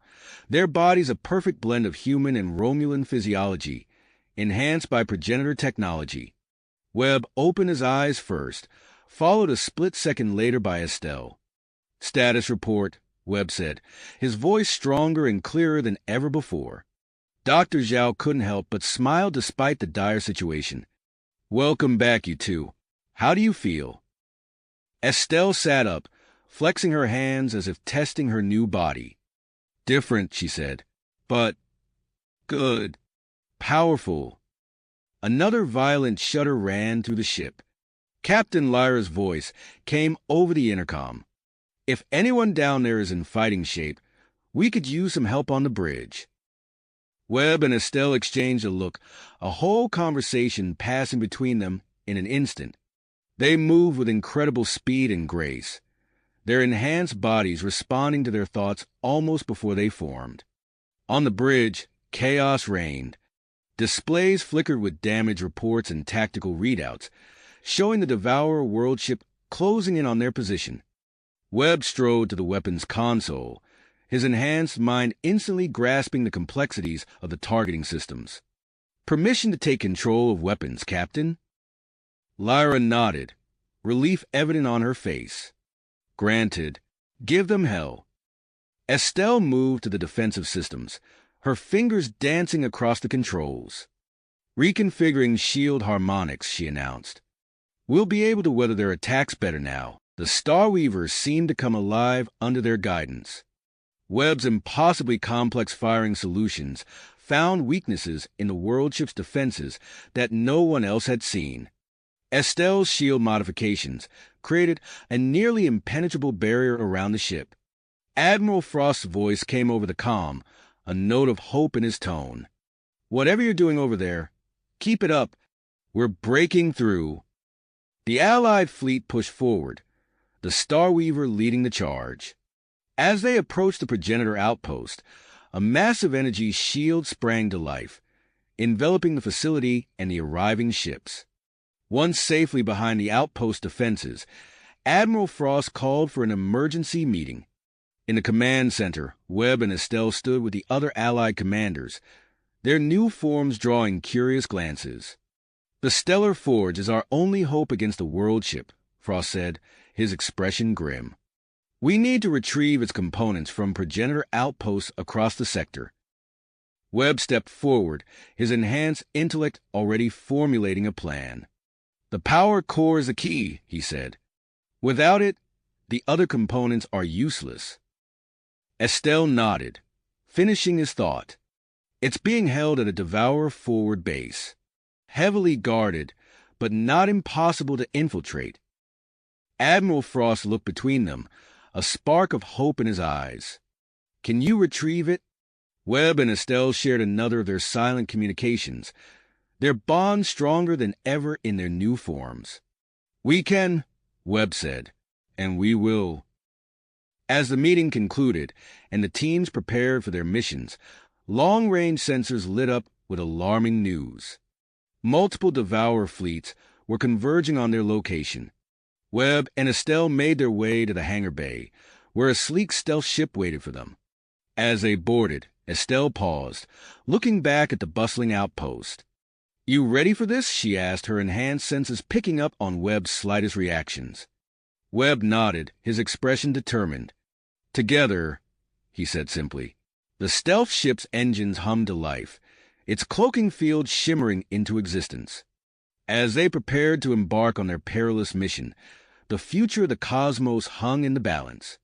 The race to assemble the Stellar Forge had begun. As Webb and Estelle's stealth ship glided silently through space, the rest of the Allied forces sprang into action. Admiral Frost's voice crackled over the secure comm channel, issuing rapid-fire orders to the assembled strike teams. "Subcommander Varel, your team will secure the focusing array from Outpost Sigma 9. Centurion Toval, you're tasked with retrieving the targeting matrix from Outpost Gamma 3.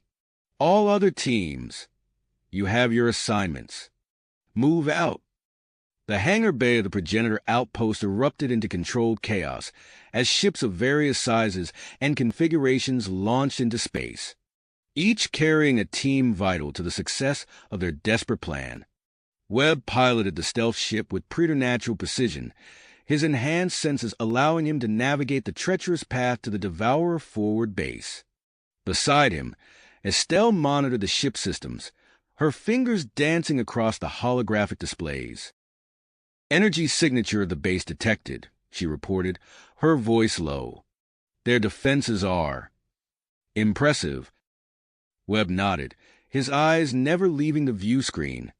"Expected, but not insurmountable." As they approached the massive structure, a shimmering field of energy became visible, crisscrossing the space around the base in a complex web. Webb's enhanced mind processed the pattern in seconds, finding the minute gaps in the security grid. "Hold on," he murmured, and the ship darted forward. To an outside observer, their maneuvers would have appeared impossible. a series of split-second turns and rolls that threaded the needle between deadly energy beams. Inside the ship, Webb and Estelle moved in perfect synchronization, their newly enhanced bodies barely registering the G-forces that would have incapacitated normal humans.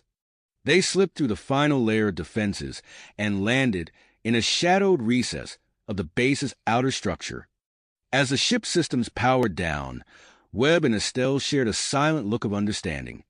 They moved with fluid grace, exiting the ship and blending seamlessly into the shadows of the alien structure. Meanwhile, Sub-Commander Varel's team approached Outpost Sigma 9. The progenitor facility loomed before them, its once pristine surfaces marred by scorch marks and debris. Life support is minimal, one of Varel's officers reported. Atmosphere is thin but breathable. Varel nodded, his enhanced muscles tensing in anticipation. We go in fast and quiet. The focusing array is our only objective. They docked with the damaged outpost, the airlock cycling with a hiss of stale air. As soon as the inner door opened, Varel surged forward, using his augmented strength to clear a path through the twisted metal and fallen support beams. The team moved swiftly through the darkened corridors, their helmet lights casting eerie shadows. They encountered no resistance. The Devourers had long since abandoned this place, but the damage to the structure made every step treacherous. At last, they reached the central vault. Varel placed his hand on the security panel, and for a moment, nothing happened. Then, with a low hum, the ancient progenitor systems recognized his enhanced biology. The massive door slid open, revealing the focusing array, a marvel of engineering that seemed to bend light around it. "Secure the package," Varel ordered, his voice tight with urgency. "We move out in 3 minutes." Back at the main progenitor outpost, Dr. Zhao and Dr. Vlar worked feverishly to prepare for the Stellar Forge's assembly. They had commandeered a massive hangar, converting it into a high-energy laboratory. Dr. Zhao wiped sweat from her brow as she calibrated a repurposed Devourer power converter. "The energy requirements are off the charts," she muttered. "We'll need to reroute power from half the outpost just to initiate the assembly process." Dr. Vlar nodded, her Vulcan calm a stark contrast to the frenetic activity around them. "I have made the necessary calculations. However, there is an additional complication." She pulled up a holographic display, showing a complex biomechanical interface. The Stellar Forge requires a living progenitor to act as its biological key. Without this, the weapon cannot be activated. Dr. Zhao's eyes widened. Zephyra and Aeon. There are only options. As if summoned by their names, the two ancient beings entered the laboratory. Zephyra's eyes glowed with an inner light as she surveyed the preparations. "We are aware of the requirement," she said, her voice resonating with power. "And we are prepared to make the sacrifice, if necessary." Admiral Frost, who had been overseeing the preparations, stepped forward. "Let's hope it doesn't come to that. In the meantime, I'm assigning a special security detail to protect you both. We can't afford to lose you before the Forge is activated." A group of elite soldiers materialized from the shadows, taking up positions around Zephyra and Aeon.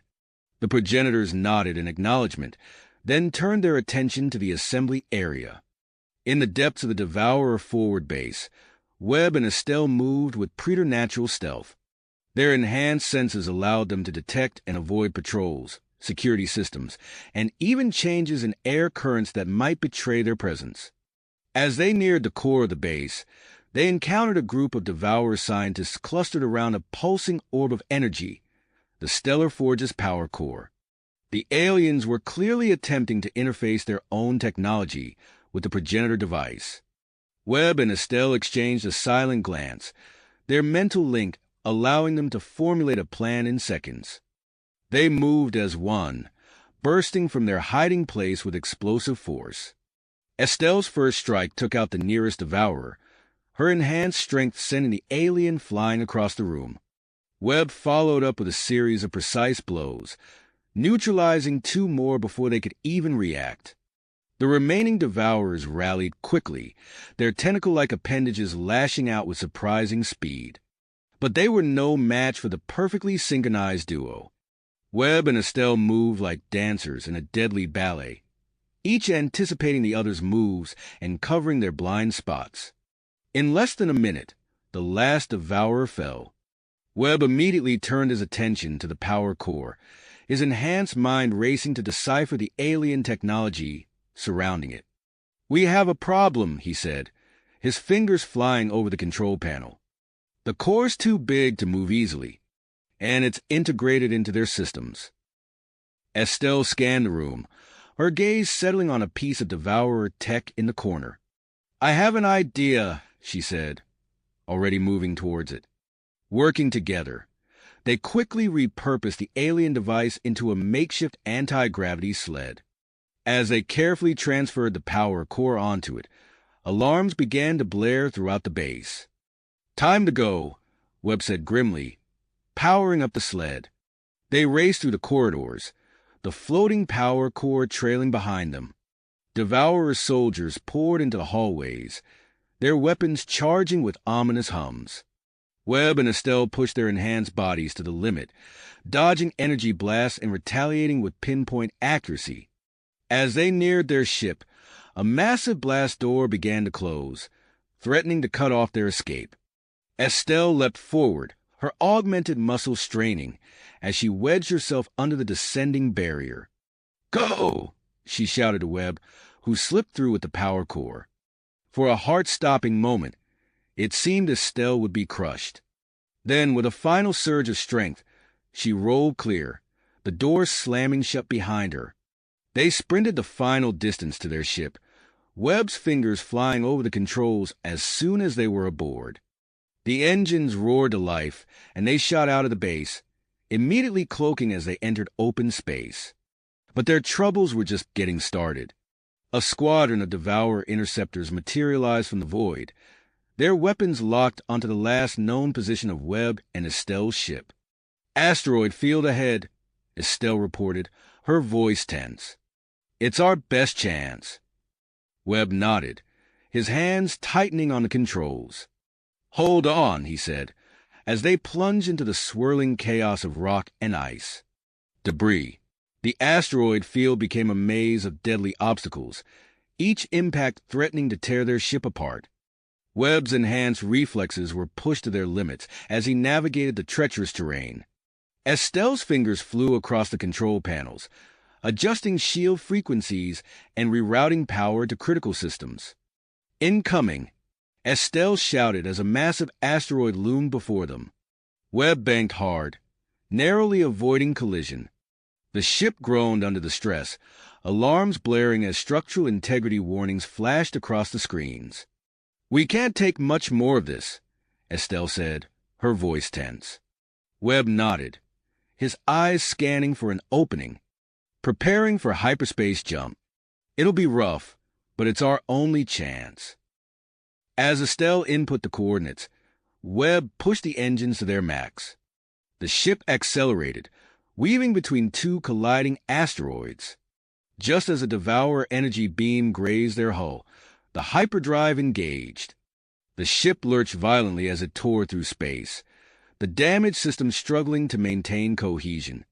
Webb and Estelle were thrown against their restraints, the G-forces threatening to overwhelm even their enhanced bodies. After what seemed like an eternity, they emerged from hyperspace. The main progenitor outpost loomed before them, a beacon of hope in the vast expanse of space. "We made it," Estelle breathed, relief evident in her voice. But their troubles were nowhere near the end. The power core they had retrieved began to emit powerful energy pulses, interfering with the ship's already damaged systems. "Controls are going haywire," Webb grunted, wrestling with the manual flight stick. "I can't stabilize our approach." Estelle unbuckled her harness, moving to the rear of the cockpit. "I'll try to contain the core's emissions. Just get us to the docking bay." As Webb fought to keep the ship on course, Estelle used her enhanced abilities, to create a bioelectric field around the power core. The strain was evident on her face as she channeled her energy to stabilize the volatile component. The ship limped towards the outpost docking bay, trailing debris and venting plasma. As they made their final approach, Webb could see a medical team already assembled, led by Dr. Zhao and Dr. Vlar. With a bone-jarring thud, the ship touched down. The moment the engines powered down, the docking bay doors sealed shut, and the area began to pressurize. Webb and Estelle stumbled out of the ship, their enhanced bodies already working to heal the minor injuries they had sustained. Dr. Zhao rushed forward, her medical scanner whirring as she assessed their condition. "Any serious damage?" Dr. Vlar asked, her Vulcan calm a stark contrast to the chaotic scene around them. Webb shook his head. "Nothing our new physiology can't handle. But the power core dash is secure," Estelle finished, gesturing to the engineering crew that was already moving to extract the component from their ship. As the medical team completed their assessment, Admiral Frost's voice came over the outpost comm system. "Webb, Estelle, report to the command center immediately. We're entering the final stages of assembly." The pair shared a determined look before setting off at a brisk pace. They arrived at the command center to find it a hive of activity. Holographic displays showed the status of various teams and components, while Admiral Frost and Centurion Toval stood at the center, coordinating the efforts. "Cutting it close," Toval remarked as Webb and Estelle entered. "But successful," Webb countered, his attention already on the main display showing the Stellar Forge's assembly progress. Before they could delve into the details, alarms blared throughout the command center. A sensor operator called out, "Subcommander Varel's team is incoming. They're under heavy fire." All eyes turned to the external view screens as Varel's ship burst into view, pursued by a swarm of Devourer fighters. The focusing array, clearly visible attached to the exterior of their vessel, showed signs of damage from the ongoing battle. "Activate point defense systems," Admiral Frost ordered. "Clear a path for them to land." The outpost weapons came to life, filling space with a web of defensive fire. Varel's ship weaved through the barrage, the Devourer pursuers falling one by one to the outpost's superior firepower. As soon as Varel's team docked, engineering crews swarmed the ship, carefully extracting the damaged focusing array. Varel himself emerged, his enhanced form allowing him to effortlessly lift and carry components that would require multiple normal humans to move. "The array took some hits," Varel reported, his voice grim.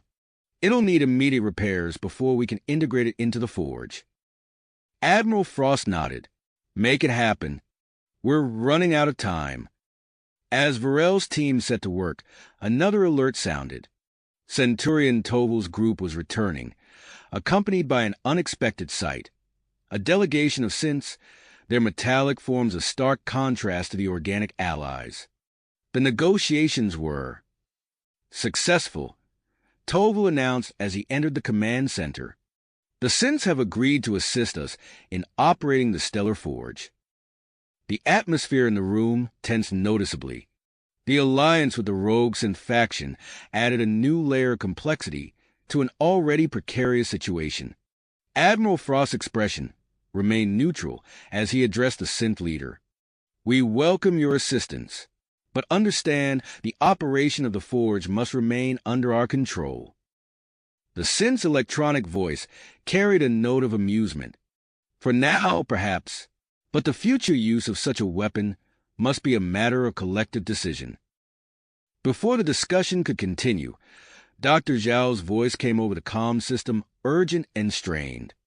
"Admiral, we're ready to begin the final assembly, but there's a complication." All attention turned to the main display, where the image shifted to show the massive hangar now housing the partially assembled Stellar Forge. At its center stood Zephyra and Aeon, their ancient forms connected to a web of biomechanical conduits.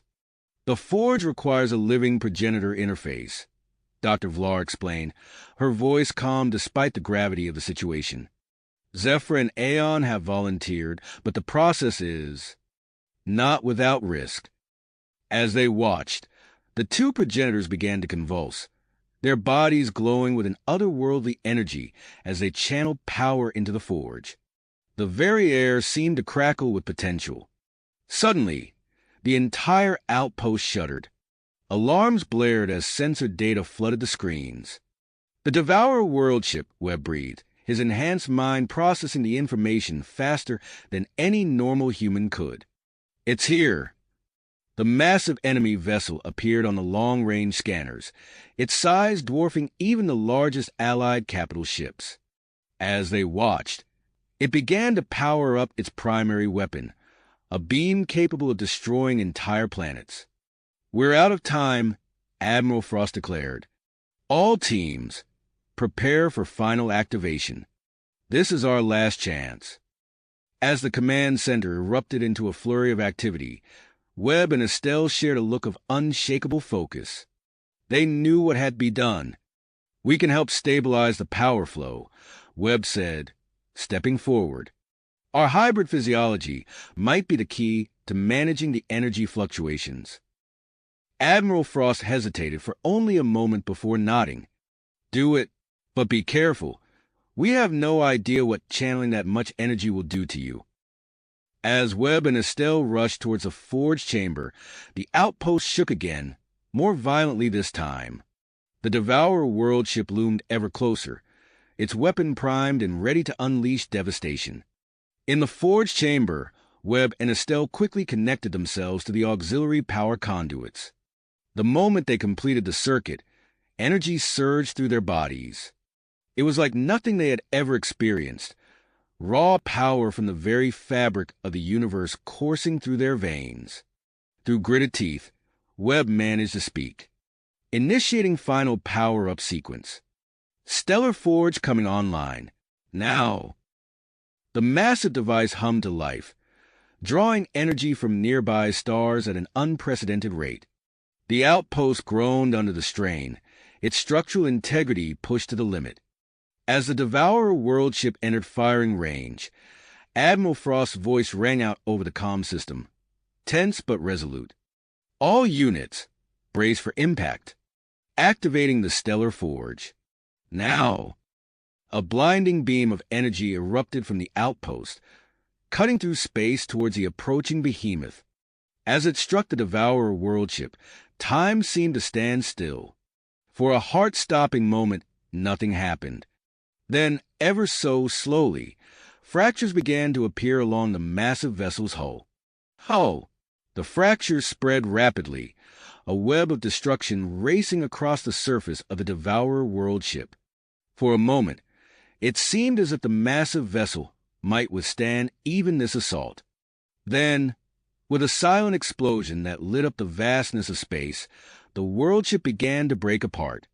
But victory came at a terrible cost. The Stellar Forge, pushed beyond its limits, began to destabilize. Alarms blared throughout the progenitor outpost, their urgent wails a stark counterpoint to the cheers of triumph that had begun to rise. Webb and Estelle, still connected to the auxiliary power conduits, felt the change immediately.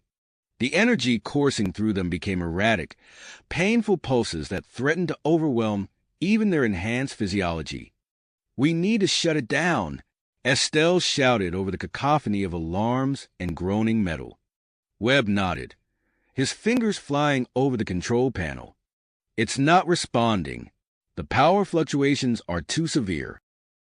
Admiral Frost's voice crackled over the comm system, tense and urgent.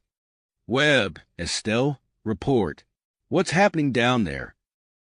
"The forge is going critical," Webb responded, his enhanced mind already calculating potential outcomes. "We can't contain it." "Understood," Frost replied, his voice grim.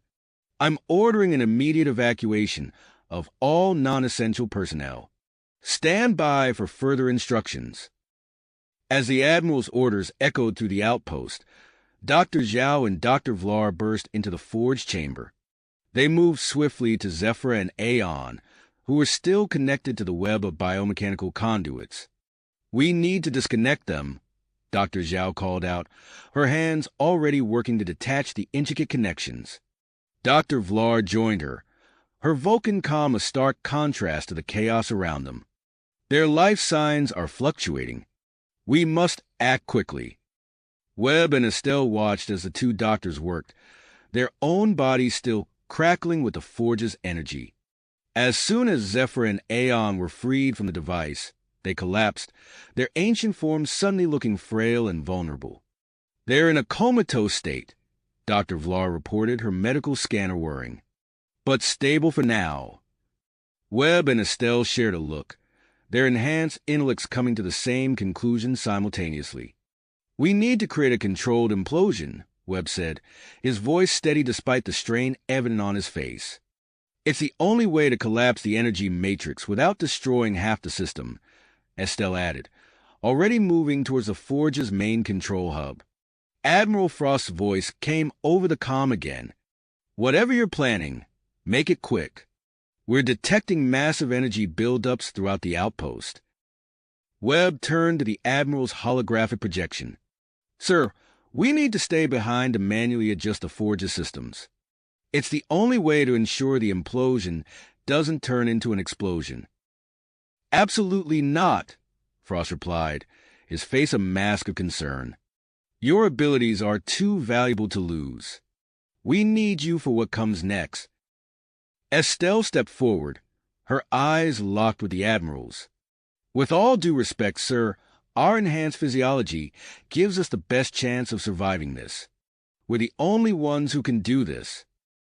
For a moment, Frost looked like he might argue further. Then, with a resigned nod, he said, Very well. But you get out of there the moment it's done, understood? As Webb and Estelle acknowledged the order, the last of the Allied forces began to evacuate the outpost. The two enhanced humans moved in perfect synchronization, their movements a dance of precision as they rerouted power conduits and recalibrated energy flows. The outpost shuddered around them, sections beginning to break apart under the strain of the Forge's escalating power output. Sparks flew from overloading consoles, and the air grew thick with the scent of ozone and burning circuitry. In a brief lull between alarms, Webb and Estelle found themselves face to face. Their enhanced senses allowed them to communicate volumes without words, years of shared experiences and transformation passing between them in an instant. Almost of its own accord, Webb's hand reached out, cupping Estelle's face. She leaned into his touch, her eyes never leaving his. Then, as if drawn by an irresistible force, they came together in a passionate kiss. It was a moment of connection amidst the chaos, an affirmation of the bond they'd forged through trial and transformation. As they parted, their persistence renewed, Webb said softly, Let's finish this. With renewed focus, they completed the final adjustments to the stellar forge. The device hummed ominously, its energy output reaching critical levels. It's now or never, Estelle said, her hand hovering over the final activation switch. Webb nodded, his own hand joining hers. Together, they pressed the switch, and the forge's hum changed to a deep, resonant tone. Energy began to swirl inward, the beginnings of the controlled implosion they had engineered. We need to move, Webb shouted over the rising din. His eyes scanned the chamber, landing on an emergency escape pod built into the wall. Together, they sprinted towards a pod, their enhanced strength allowing them to tear open the sealed hatch. As they climbed inside, the outpost began to fold in on itself, Mel screaming as it was twisted by unimaginable forces. Webb slammed his hand on the launch controls, and the pod shot out into space. Through the small viewports, they watched as the progenitor outpost collapsed, the stellar forge at its heart imploding in a dazzling display of light and energy. For a heart-stopping moment, it seemed as though their small craft would be consumed by the aftermath. Estelle gripped Webb's hand tightly as waves of energy washed over them, rattling the pod and overloading its systems. Then, as suddenly as it had begun, the chaos subsided. The pod emerged from the dissipating energy field, its hull scorched but intact. In the distance, they could see Allied ships moving to intercept them, their sensors no doubt having detected the small craft. As they waited for rescue, Webb and Estelle leaned against each other, exhausted but alive. They had survived, but they knew this was only the beginning. The galaxy had changed, and they had changed with it. Whatever came next, they would face it together. You have reached the end of the story. If you enjoyed this story and want to support us, please leave a like and subscribe to our channel, and for every comment that says 88, I will heart every single one of them. Thank you for your time.